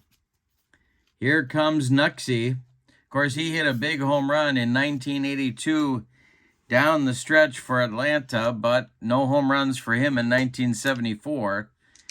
We'll see if he can get on against Durker, the delivery. And that one is bounced past Milt May to the screen, but nobody cares because nobody's on base. Here's the next delivery. And he strikes out Phil Niekro on the strikeout modifier. That is the first strikeout for Larry Durker. And here's Ralph Garr coming to the plate now, the road runner. Durker winds and deals to him. And a base hit for Ralph Garr. Goes to right field. Greg Gross cuts it off. Long single for Garr. He's aboard now. And Davy Johnson comes to the plate. Well, do they want to send Garr? That's the question on America's mind. Milt May is a -6 throwing. Let's check Gar's stealing rating. He is a 62, so he's back down to a 56. Yeah, I think they're going to let Davy Johnson take a swing. Durker the stretch, he checks Garr, but the delivery home, Ralph's not going. It's swung on and hit to left. Bob Watson is there, and he puts it away for out number 3. Nothing across for Atlanta in the bottom of the third inning. We go to the fourth. We got a pitcher's duel at the launching pad. Your score, Houston 0 and Atlanta 0. It'll be Metzger and then Cedeno and then Lee May coming up for Houston in the fourth inning against Nuxie. The wind and the delivery to Roger Metzger is a ground ball. No, it's a fly ball hit to right. Coming in is Garr, and he puts it away for out number 1. Cesar Cedeno is 1 for 1. He's got the only Astro hit of the game. He's the only Astro base runner back in the first inning. The wind by Niekro and the delivery to Garr. It's a line drive caught by a diving, tumbling Darrell Evans. That's out number 2. Cedeno got a good rip at it, but couldn't get it past the Atlanta Braves' third sacker. Here's Lee May. He struck out against Niekro in the first. Swung on and hit to left. This is Henry Aaron with his first chance. He puts it away for out number 3. Niekro's consecutive batters retired streak is now at 10. We go to the bottom of the fourth, and your score, Houston 0 and Atlanta 0. Meat of the order coming up for the Braves in the fourth inning, Evans, Aaron, and Baker. Durker winds and delivers, and this is going to be swung out and hit to center. Cedeno back a few steps, but he's in front of the track and makes the catch for out number 1. Henry Aaron, the hammer, grounded out to Rader at third base in the second inning. He's up there now. Durker deals to him, and it's swung on by Aaron, and this is hit to left and deep. Back goes Watson, warning track, wall, and it's gone. A solo blast for Henry Aaron, It's 1-0 Atlanta. Wow. All right. Dusty Baker comes to the plate. He doubled back in the second. Dierker kicks and deals. And he walks Dusty Baker. Dierker rattled a little bit by the errand bomb. Braves have a man on with 1 out here in the 4th inning. Here's Johnny Oates, the Braves catcher. Dierker the stretch, and the pitch to Oates is swung on and hit to center. Cesar Cedeno with a can of corn, and he's got it for out number 2. Baker retreats to first base. Marty Perez comes to the plate now. 2 outs, Baker on first. The stretch by Dierker and the delivery to Perez is a fly to center. Dying Quail. Here comes Cedeno on the run, and he makes the catch for out number 3. But the Braves get on the board in the bottom of the 4th on a home run by the hammer, Henry Aaron. We go to the 5th, and your score, Atlanta 1 and Houston 0. Remember, the way to get these cards for free is to become a channel member, and the way to do that is to follow the link in the description for this video. All right, Bob Watson, Milt May, and Doug Rader coming up 5, 6, 7 in the Houston 5th inning. Niekro winds and deals, and he hit him. Bob Watson, well, it doesn't hurt to get hit with a knuckleball, so Watson doesn't even rub it. He just trots down to first base and brings up the catcher, Lee May. Double play depth for the Braves infield. Niekro the stretch and the pitch to the catcher, May. That's ball 2. The next delivery is ball 4. Well, a little loss of control here on the part of Niekro. Puts 2 Astros on with nobody out, and Doug Rader comes to the plate. Rader struck out in the 2nd inning. Niekro the stretch and the pitch to the, I think they call him the Rooster. Pretty sure. And he strikes him out for out number 1 in the inning. That is strikeout number 5 for Nuxie. 2nd time he's gotten Rader. Tommy Helms comes to the plate now. Niekro the stretch, Dierker on deck. The delivery to Helms. Swung on, and it's a comebacker to Phil Niekro. He turns and fires to Craig Robinson for 1, and that's all they're going to get. A hard slide by Milt May breaks up any chance for 2. Advancing to 3rd is Bob Watson. Safe at 1st is Tommy Helms. So Astros at the corners now with 2 away, and here comes Dierker. Niekro, 1 good pitch away from getting out of this mess here. The stretch and the delivery to his counterpart, and we have a rare play check. And let's see what we get here. We have runners on base, and we got our rare play chart. It's a 14 wild pitch. It gets past the catcher, Johnny Oates. Bob Watson trots home with the tying run. Advancing to 2nd is Tommy Helms. We're even at 1 here in the top of the 5th. Good game. Niekro's next delivery to Dierker is a fly to right. Coming in quickly is Ralph Garr. He one-hands it for the putout to end the inning. But in the top of the 5th, the Astros tie the ball game with 1 run on no hits. We go to the bottom of the 5th. We're halfway through this one. We got a good one in Hotlanta. Your score, the Astros won, the Braves won. It'll be Craig Robinson, Phil Niekro in the top of the order with Ralph Garr in the Braves' 5th inning. The wind and the delivery by Larry Dierker is a fly to right. High but not deep. Greg Gross is under it and makes the catch for out number 1. Here comes Phil Niekro. He struck out against Dierker back in the 3rd inning. The wind and the delivery by Larry is a fly to center, not deep. Cesar Cedeno there, and he puts it away for out number 2. We are now the 3rd time through the order, so we got to check Dierker's grade. It will improve to a B, and Ralph Garr comes to the plate. Wind by Durker, the delivery, and Gar rips a base hit. This is into the right center field gap. Cut off before the track by Cedeno with a good throw back toward the infield. Gar into second with a 2-out double. Davy Johnson comes to the plate. Chance for the Braves to take the lead back, but there's 2 outs. Durker the stretch, and the delivery to Davy is a ground ball to first. That's gloved by Lee May. He takes it to the bag himself for out number 3. Braves threaten in the 5th, but don't score. We go to the 6th. Houston won. Atlanta won. The 6th inning is on. Phil Niekro, the 3rd time through the order. He stays an A+, so I'm going to mark that up here so I remember. Top of the order coming for Houston, Greg Gross, Roger Metzger, Cesar Cedeno. For Houston in the 6th inning, we're even at 1. Niekro winds and delivers. It's a fly to right. Gar is there and makes the catch for out number 1. Roger Metzger is 0 for 2, and he's up there now. The delivery. And Metzger will have our first error check. Metzger swings. And let's see what happens here. This will be an error check for third baseman Darrell Evans.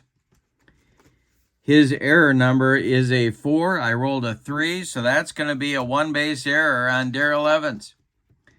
Puts the potential go-ahead run at first base. Roger Metzger is there.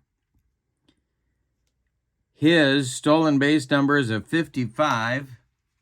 Johnny Oates. Can he go? It's the 6th inning or later. He can go. Oates is a -2. That makes Metzger a 53. Cesar Cedeno comes to the plate. The stretch by Niekro and the delivery to Cesar. Metzger's not going, and the delivery is swung on and hit to center. Hit on a line to Dusty Baker, who puts it away for out number 2. Retreating to first is Metzger. Now Lee May at 0 for 2 comes to the plate. The stretch by Niekro and the delivery. And there goes Metzger on an attempted steal. Johnny Oates fires down to Marty Perez, and they got him. They gunned down Metzger trying to swipe second. And that's out number 3 in the 6th inning. We go to the bottom of the 6th. We are all even. It's the Astros 1 and the Braves 1. Durker is going to face Evans, Aaron, and Baker, the meat of the Braves order, in inning number 6. Larry Durker winds and deals. And Evans draws a leadoff walk to start the bottom of the 6th. Here comes the hammer as the Astros infield moves to double play depth. Stirring now in the Astros bullpen, nobody throwing yet. Durker the stretch, and the pitch to the hammer is swung on and hit to left and deep. Back goes Bob Watson. He's on the track and makes the catch for out number 1. Darrell Evans retreats to first base. One more biscuit for breakfast, and Aaron puts the Braves back in front, but no. Instead, here comes Dusty. He's 1 for 1 with a walk. Durker the stretch, and the pitch to him is swung on and hit to short. That's Roger Metzger. He goes to Tommy Helms for 1, and the relay to Lee May is in time for a rally-killing, soul-crushing, and inning-ending 6-4-3 double play turned by Houston. That will end the 6th inning. We go to the 7th. It's the Astros 1 and the Braves 1. On New Year's Eve, the baseball extravaganza. All sorts of fun stuff for you in the description for this video. YouTube channels to check out, helpful links, all sorts of stuff. So be sure that you see what's there. Lee May was at the plate when Metzger was thrown out attempting to steal to end the inning. So he's up there again against Phil Niekro. Nuxie kicks and delivers to May, and that's ripped by Lee May into the left center field gap. It's going to one-hop the wall. Dusty Baker's running it down. May cruises into second with a leadoff double, and there is the potential go-ahead run for Houston. Now Bob Watson. He scored the millionth run in baseball history in 1975. The next season, but he's up there now. He's 0 for 1. He did score the Astros' only run of the game back in the 5th. Negro, the stretch, and the pitch to Bob Watson is swung on and hit to center. Under it is Dusty Baker, and he's got it for out number 1. Let's see if May is going to tag up and try and go to third. No, he's going to hold. All right, Milt May is up there now, the left-handed batting catcher. Negro, the stretch, and the pitch to him is swung on and hit to center. Rinse and repeat. It is Dusty Baker making the catch for out number 2. And let's see if May is going to tag here. He is not, and with 2 outs, it'll be Doug Rader. Tommy Helms would be next. Astros need a clutch hit here from the Rooster. I think it's the Rooster. Doug Rader. I know the Rooster was Burleson, right? But I think it was Rader, too. Negro, the stretch, and the delivery to Rader. Ground ball hit to third. This is Darrell Evans by the third base bag. He fires across the diamond to Davy Johnson to retire the side. Astros get a leadoff man in scoring position, but can't do anything with him. We go to the bottom of the 7th. Time to stretch him out in Hotlanta with your score. Houston won and Atlanta won. Oates, Perez, and Robinson coming up in the Braves. 7th inning. If anybody gets on, it'll be Negro. Durker winds and deals to Johnny Oates, and there's a base hit for Oates to left field. He goes to the opposite field. It dunks in front of Bob Watson, and the Braves have their leadoff man aboard in the bottom of the 7th. Now Marty Perez comes to the plate. A lot of options here for Atlanta. Durker, the stretch, and the delivery to Perez. He squares to bunt, and it's not a good one. It is not a good one.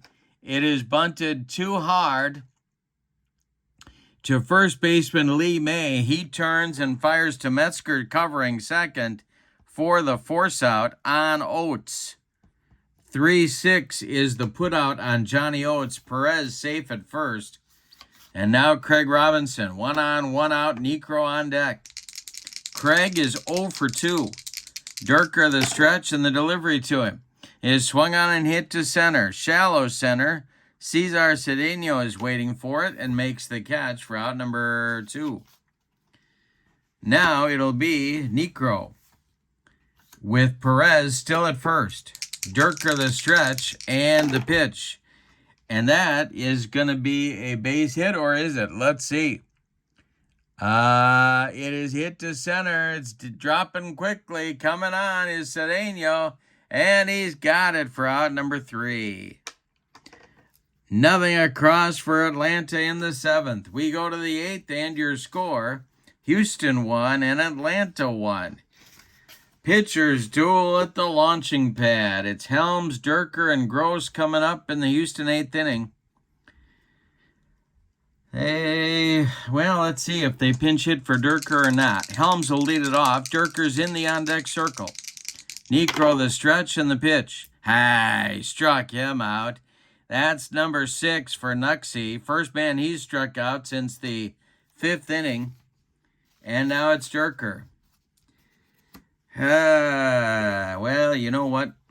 I'm going to stick with him. Yeah, I'm going to stick with him. I think they would in 1974, so I'm going to stick with him here too. Negro delivers to Durker, and it's a ground ball to first. Gloved by Davy Johnson to his right. He feeds Negro covering for out number 2. Greg Gross, the batter now. He's 0 for 3, the leadoff man for Houston tonight. Negro delivers to him.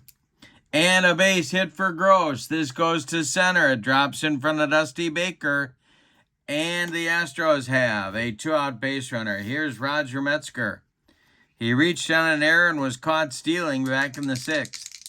Negro, the stretch, the delivery. To Metzger is a ground ball to third. That's Evans. He's going to go the short way to Marty Perez covering the bag at second to retire the side. Astros strand a man. We go to the bottom of the 8th and your score. Astros 1, Braves 1. And it's the top of the order. Gar, Johnson, and Evans coming for Atlanta in the 8th inning. All right, the Roadrunner. Durker winds and deals. And it's ripped by Gar. That is a base hit to left field. Hustling over to get it is Bob Watson. Gar is on with a single. His 3rd hit of the game. All right, Davy Johnson comes to the plate. A lot of options here for Atlanta. The stretch by Durker and the delivery to Johnson. He squares to bunt and he gets it down. It is bunted to third baseman Doug Rader. He fires to Tommy Helms covering first, and the sacrifice moves Gar up to second base with 1 out. Now Darrell Evans. And the Houston bullpen is busy. It is Fred Sherman, a left-hander, and Ken Forsch, a right-hander. Lefty-righty double-barreled action in Preston Gomez's bullpen. All right, Evans is 0 for 2. Aaron is on deck. The stretch by Durker and the delivery to Evans is going to be an error check. Oh boy, Houston's got to throw some leather here. Let's see what happens. And it is for second baseman Tommy Helms. That's a 7.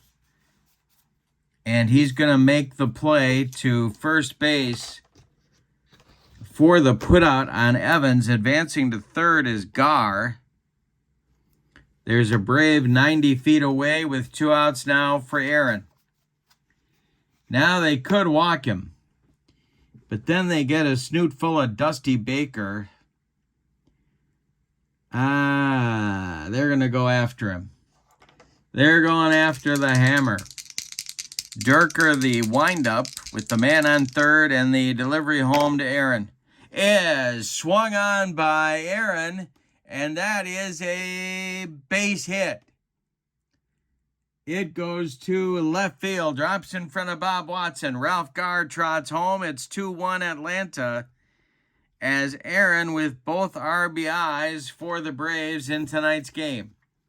Now it is Dusty Baker. They're going to stick with Durker here with Baker up and Aaron at first. 2-1 Atlanta with 2 outs in the 8th.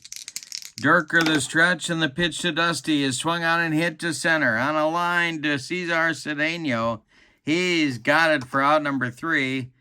And the Braves settle for 1 run, but they take the lead. On 2 hits, they leave 1. Henry Aaron with another clutch RBI. We go to the 9th. It's put up or shut up time for Houston. They've got the meat of the order coming up. It's Cesar Cedeno, Lee May, and Bob Watson. The Braves bullpen is cooking. Tom House, their closer, though they didn't call him closers back then. Short man, their short man, that's what they called him. He's warming up. Of course, House caught Henry Aaron's 715th home run in the Braves bullpen. So Necro's trying to finish things off here. The windup and the delivery to the 1-for-3 Cedeno is swung on. It's a grounder to third. Evans on one hop takes it and fires to Davy Johnson for out number 1. Lee May is 1-for-3, and he's up there now. Necro winds and delivers to him, and that's going to be a base hit for Lee May to left field. Drops in front of Aaron. And the Astros have the potential tying run aboard with 1 out here in the 9th inning, and we're going to get a pinch runner for the slow-footed Lee May. And that will be... Who will that be? That's the question on America's mind. That's going to be Wilbur Howard running for May. So we're going to put him on our card right there. and he's at first base. Now Bob Watson comes to the plate. The stretch by Niekro. He checks Howard at first and delivers home to the Astros left fielder. It's swung on and hit to left. Over by the foul line is Henry Aaron, and he's got it for out number 2. Milt May, the batter now, he's 0 for 2. Niekro, the stretch, the pitch to May. Swung on and hit to center. Coming in quickly is Dusty Baker, and he makes the catch for an Atlanta Braves winner. Let's give you the totals on this one. Wow, this was fun. For the homestanding Braves and victorious Braves, 2 runs on 1, 2, 3, 4, 5, 6, 7 hits, and they committed 1 error. The defeated and visiting Astros, 1 run on 1, 2, 3, 4 hits, and they committed, I think they committed an error. I guess they didn't. Phil Niekro gets the win. Larry Durker takes the loss. Couple of complete games in this one. And remember, the way to get this set is to become a channel member. So check out that link in the description for this video. It's free with your channel membership. That will do it for Pine Tar Baseball. Let's get ready for Strat-O-Matic on Kurt Bergland's Baseball World New Year's Eve Baseball Extravaganza. Hey, I'm hoping you're enjoying your New Year's Eve. 2026 is almost here. And we've got Game 3 of our Kurt Bergland's Baseball World Extravaganza coming up at Strat-O-Matic Baseball. We're doing it vintage style. We got the advanced, not super advanced, not basic. No. This is advanced Strat-O-Matic. And it's the 1961 Yankees at the 1975 Boston Red Sox. It's Whitey Ford on the mound for the Yanks against Louis Tiant for the Red Sox. This will be a fun one. At Fenway Park, we're using the DH. I've got my advanced fielding charts / basic fielding charts. And actually my basic fielding chart. This would be basic. But it's the original 75 Boston Red Sox. They don't have E ratings. So we're using the basic defense. Got the advanced side of the strategy chart ready to go. The 1961 Yankees, of course, won the World Series in 5 over the Cincinnati Reds. The 75 Red Sox lost it in 7 to those same Cincinnati Reds. So we're going to have fun here. This is Game 3 of our extravaganza. This is our last game of the evening. Hope you enjoy it. Let's dive into the batting orders, lineups and batting orders, and roll Strat-O-Matic Advanced Baseball Old School Style. All right, Bobby Richardson leads it off for the visiting Yankees. He'll be followed by Tony Kubek playing short. Roger Maris bats third. He's in right field. Mickey Mantle cleans up in center. Yogi Berra bats fifth and plays left. Bill Skowron bats sixth and plays first base. Elston Howard is the catcher. He'll bat seventh. Johnny Blanchard will be the DH. He bats eighth. And Clete Boyer bats ninth. He's at third base.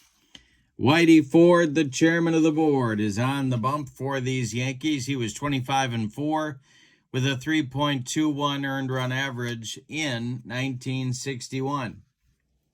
For the homestanding Boston Red Sox, Dwight Evans, Dewey, leads off in right field. Denny Doyle bats second at second base. Carl Yastrzemski bats third. He'll play first base. Carlton Fisk cleans up. He's going to catch. Fred Lynn bats fifth. He's in center. Jim Rice bats sixth. He's in left. Rico Petrocelli bats seventh. He'll play third base. Juan Benitez bats eighth. He's the DH. And Rick Burleson bats ninth. He's at short. On the mound, it's Louis Tiant. In 1975, the right-hander was 18-14 with a 4.02 earned run average. In 35 starts, he had 18 complete games. All right, we're ready to go. I've got my dice ready. This will be our indicator die. We'll add these two together. And right off camera, I've got my D20. Bobby Richardson steps into the batter's box. I've got my charts ready to go.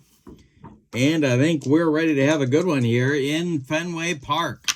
The delivery by Louis Tiant to Bobby Richardson is ball 4. He walked him, so a leadoff man aboard for the Bronx Bombers, hoping to get an early lead against Louis Tiant. Here's Tony Kubek. The stretch by Tiant and the delivery to Kubek is, well, now we need that D20. And that's a line drive caught by Rick Burleson. Scrambling back to first is Bobby Richardson. And that'll bring up Maris. Roger Maris, his historic season, 1961. Tiant the stretch and the delivery to Maris. And he struck him out on a bender. 2 down now in the top of the first. And here's Mickey Mantle.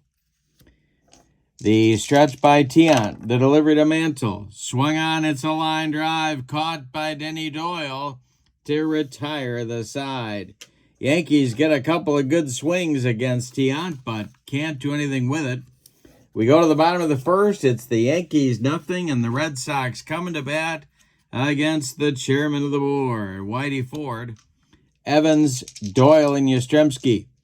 Ford kicks and delivers to Dewey, and that will be a leadoff base hit down the line in left field. Yogi's got to get over there in a hurry. Evans around first, heading to second with a stand-up double. Good start for the Red Sox. Here's Denny Doyle, the Red Sox second baseman. The stretch by Ford, the delivery to Doyle, is swung on. That's a grounder to Clete Boyer at third. Boyer gloves it, holds Evans at second, and fires to Skowron at first for the putout. 1 away in the Red Sox first inning. Here's Carl Yastrzemski. The stretch by Ford and the delivery to Yaz is a line drive right into the glove of the aforementioned Bill Skowron. 2 down. Now Carlton Fisk comes to the plate. Evans still at second base. Ford the stretch, and the pitch to the Red Sox catcher is a ground ball to third. Boyer gloves it by the third base bag and fires across the diamond to Bill Skowron to retire the side. Nothing across for the Red Sox in the first. We go to the second. We are scoreless at Fenway. Tiant will face Berra, Skowron, and Elston Howard in the New York second inning. Tiant winds and delivers to Yogi, and it's a comebacker to Louis. He gloves it, takes a couple steps toward Yastrzemski, and throws him the ball for out number 1. Bill Skowron, the batter now. Tiant winds and delivers. This is swung on, it's hit to short. Rick Burleson is up with it and fires to Yastrzemski for out number 2. Elston Howard comes to the plate with 2 outs and nobody on. Johnny Blanchard would be next. Tiant winds and whirls and delivers to Howard, and it's swung on and hit to center. Back a few steps is Freddie Lynn, but he's got room near the triangle and puts it away for out number 3. A 1-2-3 second inning for Tiant. We go to the bottom of the second, and your score. Red Sox nothing and the Yankees nothing. Facing Whitey Ford in the bottom of the second will be Fred Lynn, Jim Rice, and Rico Petrocelli. If anybody gets on, the DH Juan Beniquez will bat. Ford winds and delivers. And this is swung on by Lynn and popped up right up the elevator shaft. Bobby Richardson in short right field is calling and taking for out number 1. Jim Rice comes to the plate now. Ford deals to him. It's a fly to left. Can of corn for Yogi, and he's got it for out number 2. Rico Petrocelli comes to the plate. Ford kicks and deals to the Red Sox third baseman, and struck him out on a dead fish changeup. That retires Boston in the second. We go to the third. We're still scoreless at Fenway. Blanchard, Boyer on the top of the order with Bobby Richardson coming up in the New York third inning.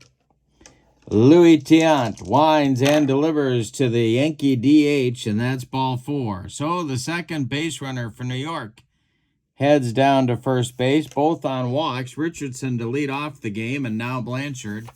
Here's Clete Boyer with the Red Sox infield at double play depth.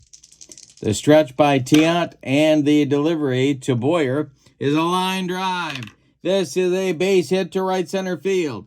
Blanchard around second. He's going to third. It's first and third for the Yankees with nobody out, and here is Bobby Richardson. Well, the Red Sox have to decide what to do with their infield now. They're going to play in at the corners and double play depth up the middle against Richardson. Tiant needs a strikeout or a pop-up right here. The delivery to Bobby is a ground ball to short. That's gloved by Burleson. He flips to Doyle for one, and the relay to Yastrzemski is in time for a rally-killing, soul-crushing, but run-scoring 6-4-3 double play. Blanchard trots home. It's 1-0 New York. Now Tony Kubek comes to the plate with 2 outs and nobody aboard. Tiant winds and delivers. It's swung on and hit to center. In a few steps is Freddie Lynn. He puts it away for out number 3. But the Yankees break out on top in the top of the third. With 1 run on 1 hit, they leave nobody. We go to the bottom of the third. Yankees 1, Red Sox 0. Benitez, Burleson, and Evans coming up 8-9-1 for Boston in the bottom of the third. The delivery by Whitey Ford. And that is a base hit to left field. Drops in front of Yogi Berra. Benitez is on with a leadoff single in the third. Now it's Burleson. Well, yeah, I think Daryl Johnson's going to get a little bit tricky here. The stretch by Ford and the delivery, and there goes Benitez. The hit and run is on. And he missed the pitch, because of course he did. Ooh, this isn't going to go well. Howard could really throw. The throwdown from Elston Howard to Bobby Richardson is in time. They get Benitez easily at second base. The ball was waiting for him.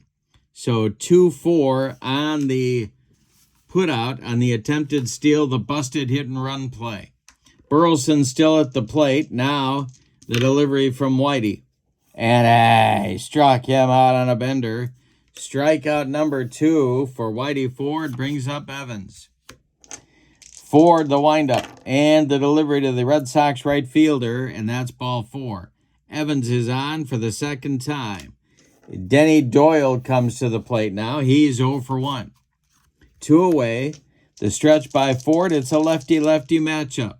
The delivery to Denny is a base hit to center for Doyle. It drops in front of Mantle. Evans off with the crack of the bat. He's around second, going to third. Red Sox have runners at the corners with 2 away. Here comes Yaz.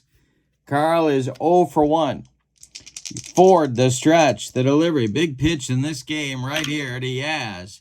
And struck him out.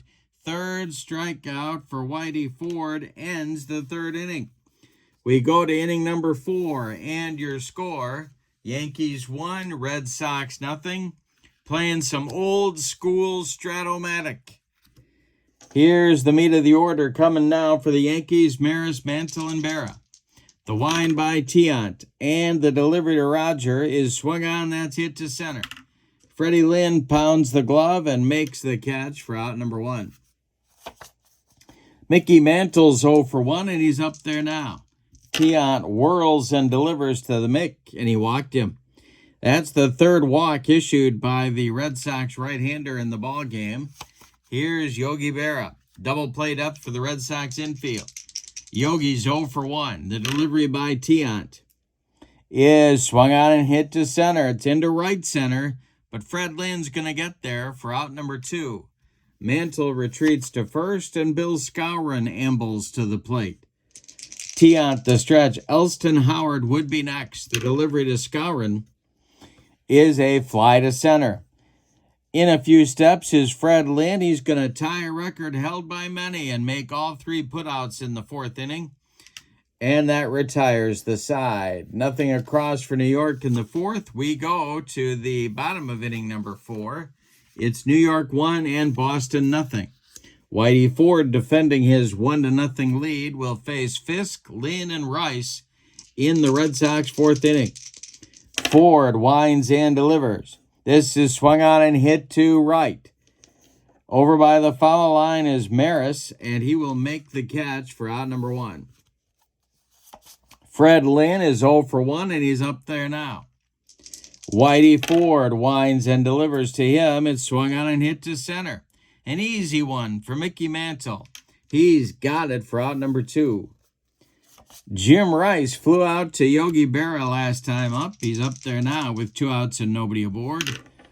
And Whitey Ford deals to him, and struck him out. Whitey humped up on that fastball to strike out Rice. 1/2 of the Gold Dust Twins in 1975. We go to inning number 5 and your score. New York 1, Boston nothing. It'll be Howard, Blanchard, and Boyer, the bottom third of Ralph Houck's order in the top of the 5th. The wind and the delivery by Louis Tiant. And strikes out Howard on a bender. Second strikeout for Louis in the ball game. That'll bring up Blanchard, who walked and scored the only run of the game back in the 3rd inning. Louis kicks and deals to Blanchard. It's popped up. In fair territory, calling for it is Rico Petrocelli, and he'll take it for out number 2. Cleet Boyer, the batter now. He's 1 for 1. He has the only Yankee hit in the game. Tiant deals to him, and he's going to have another Yankee hit in the game. This is hit to left and deep. Does he have enough to get it over the monster? He does. It's gone. A home run for Boyer. 2-0 Bronx Bombers. Cleet Boyer in 1961 hit 11 bombs, and he just hit one here. Now Bobby Richardson, 0 for 1. Tiant deals to Richardson, and a base hit to left field. Drops in front of Rice. A 2-out base runner for New York brings up Kubek. Tiant with a deep breath. The stretch. He checks Richardson and deals to the Yankee shortstop. Struck him out on a changeup, and that will retire the side. But the Yankees add to their lead in the 5th with a home run by Boyer. 2 hits, they leave 1. We go to the bottom of the 5th. We're halfway through this one. We got a good one at Fenway. It's New York 2 and Boston nothing. Bottom third of the Red Sox order is coming for Daryl Johnson in the bottom of the 5th. Rico Petrocelli, Juan Beniquez, and Rick Burleson. Whitey Ford deals to Rico, and that's a ground ball hit to Boyer at third. Cleet gloves it and fires across the diamond to Bill Skowron for out number 1. Juan Beniquez, the batter now. He singled in the 3rd and was out trying to steal on a busted hit-and-run play. The windup by Ford and the delivery to Beniquez, and this will be a chance for Elston Howard. It's a little tap out in front of home plate. Howard pounces on it and fires down to Skowron for out number 2. Rick Burleson, the batter now. He struck out in the 3rd. The windup by Ford and the delivery to the Red Sox shortstop is ball 4. Burleson trots down to first. It brings up the tying run to the plate for Boston, and that's Dwight Evans, who's been on base twice in tonight's game. Ford the stretch and the pitch to Dewey. And that's ripped by Evans down the line in left field. It's going to rattle around in the corner. Yogi's got to go get it. Let's see if they're going to wave Rick Burleson home. Yogi's arm is a +2. My goodness. That makes a 1-16. If you add the 2 outs, they're waving Burleson home. The throw to Kubek, and now Kubek fires home to Howard, and they got him at the plate. give Evans his second double of the game. It's 7-6-2 on the relay to retire Burleson sliding at home. Oh boy, Don Zimmer waved him, and he got gunned down from here to Okoboji. Nice relay by the Yankees. We go to the 6th, and your score, New York 2 and Boston nothing. Maris, Mantle, and Berra coming up in the New York 6th inning against Louis Tiant. The wind by Tiant, the delivery to Roger Maris is pulled to first. Yastrzemski gloves it to his right and feeds Tiant covering for out number 1. Mickey Mantle comes to the plate now. The Commerce Comet is 0 for 1 in the game. Yogi is on deck. Tiant winds and deals to Mantle. And a base hit to left field. Drops in front of Jim Rice. Mantle is aboard for the second time. Now it's Yogi. Double play depth for the infield for Boston. Tiant the stretch, and the pitch to the Yankee left fielder is a ground ball to first. Yastrzemski gloves it. He fires to Burleson for 1. The relay back to Yaz, not in time. Somehow Yogi beats the rap at first. And Skowron will come to the plate with 2 outs and Yogi aboard. Tiant the stretch. The pitch to the 0 for 2 Yankee first baseman is a weak little tap back to Tiant. He gloves it and throws to Yaz to retire the side.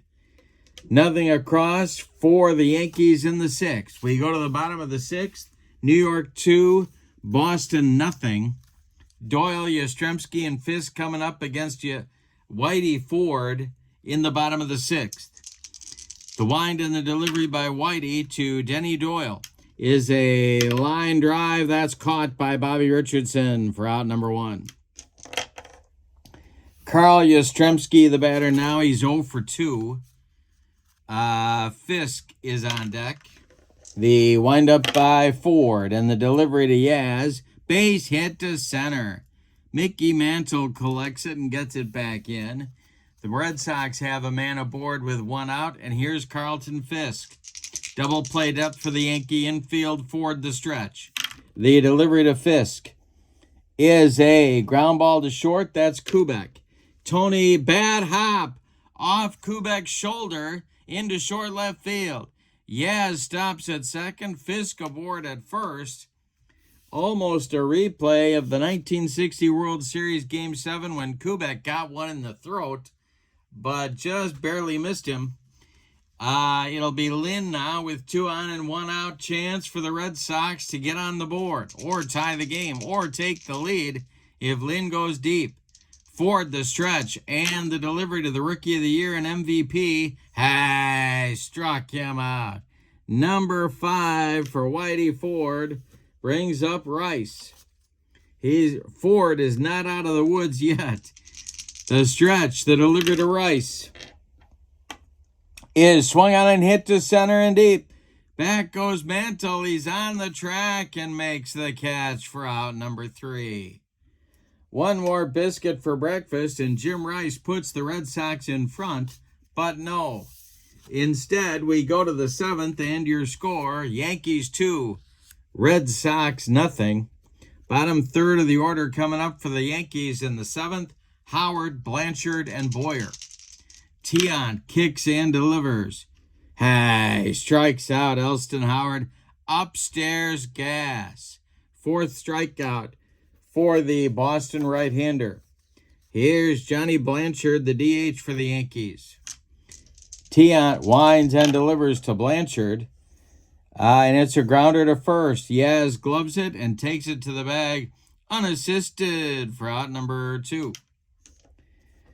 Here comes that man, Clete Boyer, the 9th place hitter with 2 hits, the only man in the game with 2, well, other than Evans, the only Yankee in the game with 2 hits. He hit a home run in the 5th to add to the Yankee lead. Tiant delivers to Boyer. It swung on and hit to center. Into left center is Lynn. He's there and puts it away for out number 3. Nothing across for the Yankees in the 7th. Bottom of the 7th is on the way. Time to stretch him out at Fenway with no sign of Neil Diamond or Sweet Caroline. Your score, the Yankees 2 and the Red Sox nothing. Bottom third of the Red Sox order coming in the bottom of the 7th against Whitey Ford, Petrocelli, Benitez, and Burleson. The wind by Ford and the delivery. This is swung on and hit to center. That's Mickey Mantle country. He will make the catch for out number 1.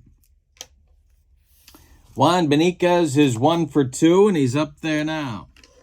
The wind by Ford and the delivery to Benitez. Base hit for Juan. His second of the game, a line drive single to center.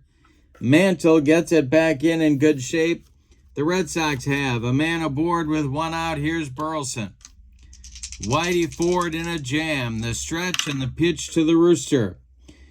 Hey, struck him out. Number 6 for the chairman of the board.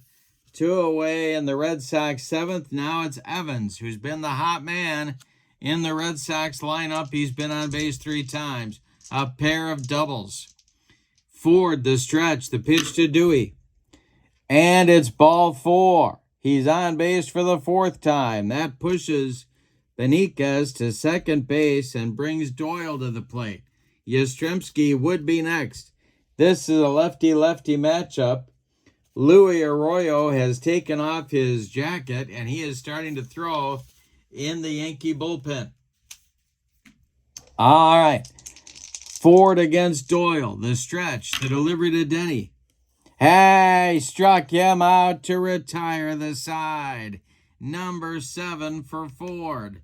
We go to the 8th, and your score, Yankees 2, Red Sox nothing. We got a good one. Man, this is fun stuff. Hope you're having a good New Year's Eve and enjoying the extravaganza. As we head to the 8th, Darrell Johnson gets Dick Drago and Roger Moret. Lefty-righty double-barreled action going in the Red Sox bullpen. Luis Arroyo is still warming up in the Yankee bullpen, so the wheels are turning for these managers. Bobby Richardson, Tony Kubek, Roger Maris in the Yankee 8th. If anybody gets on, it'll be Mantle. Tiant kicks and delivers. This is a fly to left. That's Jim Rice country. He's under it and makes the catch for out number 1. Tony Kubek comes to the plate now. He's 0 for 3. Maris moves to the on-deck circle. The wind by Tiant and the delivery to Kubek is going to be a base hit into right field. Drops in front of Evans. Dewey gets it back in. The Yankees have a 1-out base runner. Here comes Maris. Well, they're going to go to Moret right here and try and keep the deficit at 2.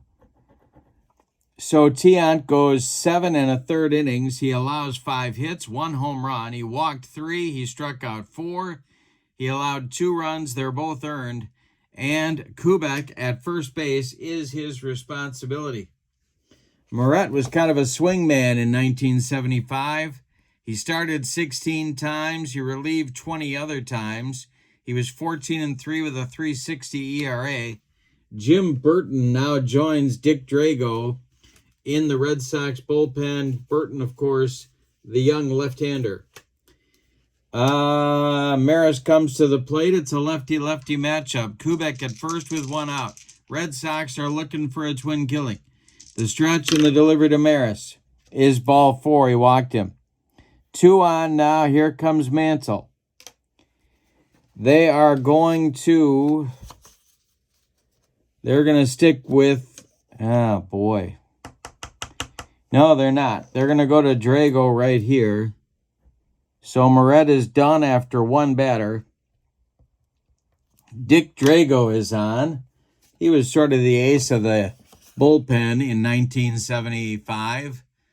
2-2 with a 3.82 ERA and 15 saves. And he's on to face Mantle. Still looking for a twin killing. Berra is on deck. Mantle, the batter. Drago, the stretch. The delivery. And a base hit.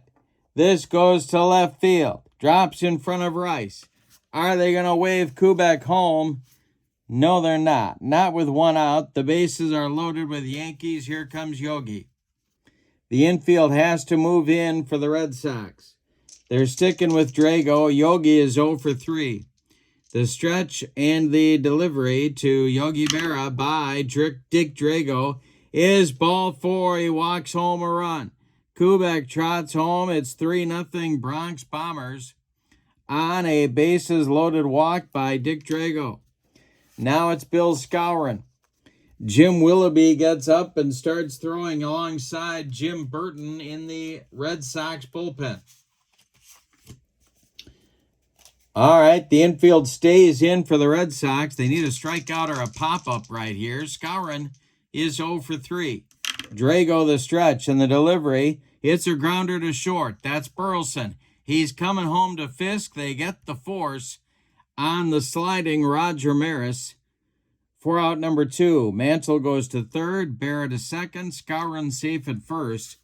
There's 2 away now, and the very dangerous Elston Howard comes to the plate. Elston is 0 for 3. Drago the stretch. Bases loaded, 2 outs in the 8th. The delivery. Swung on, it's hit to left. Not deep. Jim Rice under it and makes the catch for out number 3. So Drago finally gets off the hook. But the Yankees do get a run, charge it to Tiant. We go to the bottom of the 8th and your score.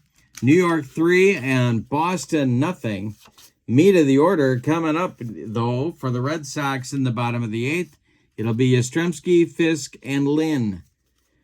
If anybody gets on, Jim Rice. Louis Arroyo is ready in the Yankee bullpen. But Ford is out there to keep going on his shutout here at Fenway. Whitey winds and delivers to Carl Yastrzemski, and he struck him out. Number 8 for Whitey Ford. Carlton Fisk is 1 for 3, and he's up there now. Ford winds and delivers to the Boston catcher. This is ripped by Fisk. It's to left and deep. It is going to be off the monster. Yogi Berra has to run it down. Fisk into second with a double. That's Fisk's second hit of the ball game. Something going here for the Red Sox in the 8th. Freddie Lynn comes to the plate. This might be Ford's last hitter. The stretch by Whitey. The delivery to Lynn is a fly to center. An easy one for Mickey Mantle. He makes the catch for out number 2. Now it's Rice. Jim is 0 for 3. Ford the stretch. The pitch to the Red Sox left fielder. That's a line drive base hit. That's going to get down into the left center field gap. It's past Yogi.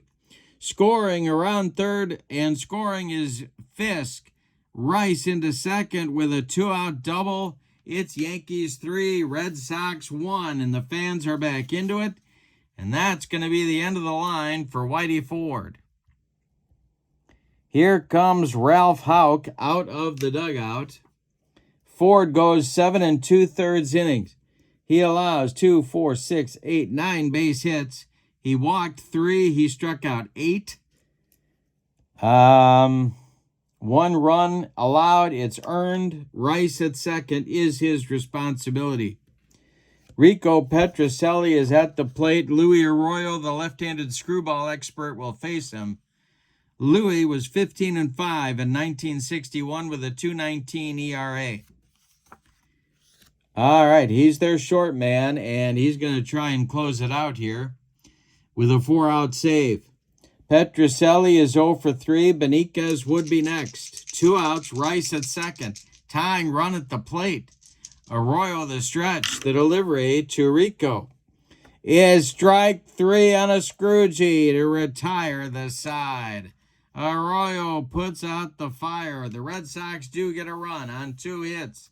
They leave 1 in scoring position. We go to the 9th, and your score, New York 3 and Boston 1. It'll be Blanchard, Boyer, and Richardson coming up for the Bombers in the top of the 9th. They're looking for insurance, or as they say in Central Illinois, insurance. And I'm looking for a cup of Joe right there. Can't get enough of that Colombian coffee. All right, Blanchard going to lead it off. He's 0 for 2. Drago fires home to him. It's a ground ball hit to third. That's Rico Petrocelli. He gloves it to his left. Plants and throws to Yaz for out number 1. Boyer is 2 for 3, and he's up there now. Richardson on deck. Drago deals. Hey, struck him out. 2 away in the Yankee ninth. Now it's Richardson. Bobby is 1 for 3. Drago winds and delivers to the Yankee second baseman. Is a grounder to third. Another chance for Rico. He's got it and fires to Yastrzemski to retire the side. Nothing across for the Bombers in the ninth inning. It's all on Luis Arroyo now. Your score, New York 3, Boston 1. We've had 3 really good games in the Extravaganza. Benitez, Burleson, and Evans are due in the Boston ninth inning. All right, Arroyo trying to close it out. Benitez is 2 for 3. The delivery to Juan is a base hit to center. It drops in front of Mantle. Third hit of the day for Benitez. Now it's Burleson at 0 for 2. Red Sox need another base runner. Or 2 or 3. Arroyo the stretch and the delivery to Burleson. Swung on and popped up. In fair territory, Cleet Boyer is under it and takes it for out number 1.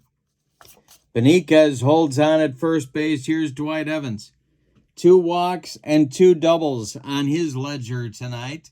He's the tying run at the plate. Denny Doyle on deck. Arroyo the stretch. The pitch to Dewey.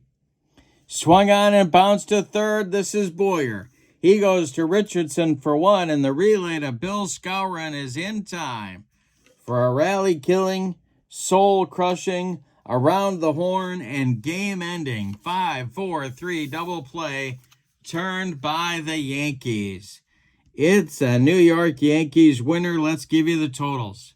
My goodness. For the visiting and victorious Bronx Bombers, 3 runs on 6 hits, and they committed no errors. The Red Sox had chances, but they only had 1 run.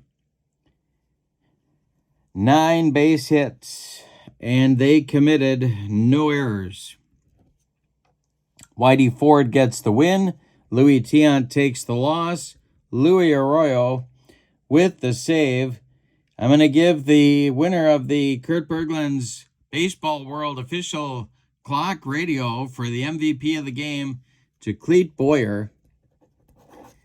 He had a big base hit in the third, hit the difference-making home run in the 5th, and started the game-ending double play in the 9th. That'll do it for me. Cleet Boyer now has a Kurt Bergland's Baseball World official clock radio on his nightstand. And so here we are. We are just about ready to ring in 2026.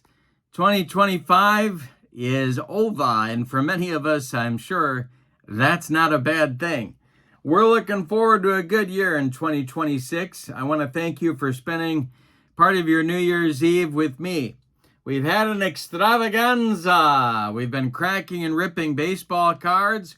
We had some bad baseball with Deep Drive, those Rocky 2025 Rockies and the 2024 Chicago White Sox. Then we had Pine Tar Baseball, the 74 Braves and Astros. And we finish it up with Strat-O-Matic, the 61 Yankees and the 75 Red Sox. This has been a lot of fun. Hope you've enjoyed it as well, and I hope you're taking good care of yourself this holiday season.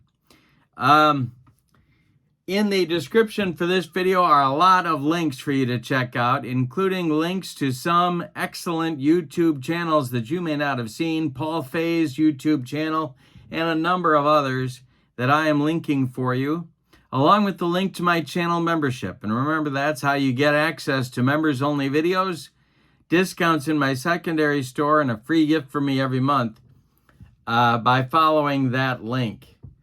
But for now, Have a happy new year, and I'll see you next year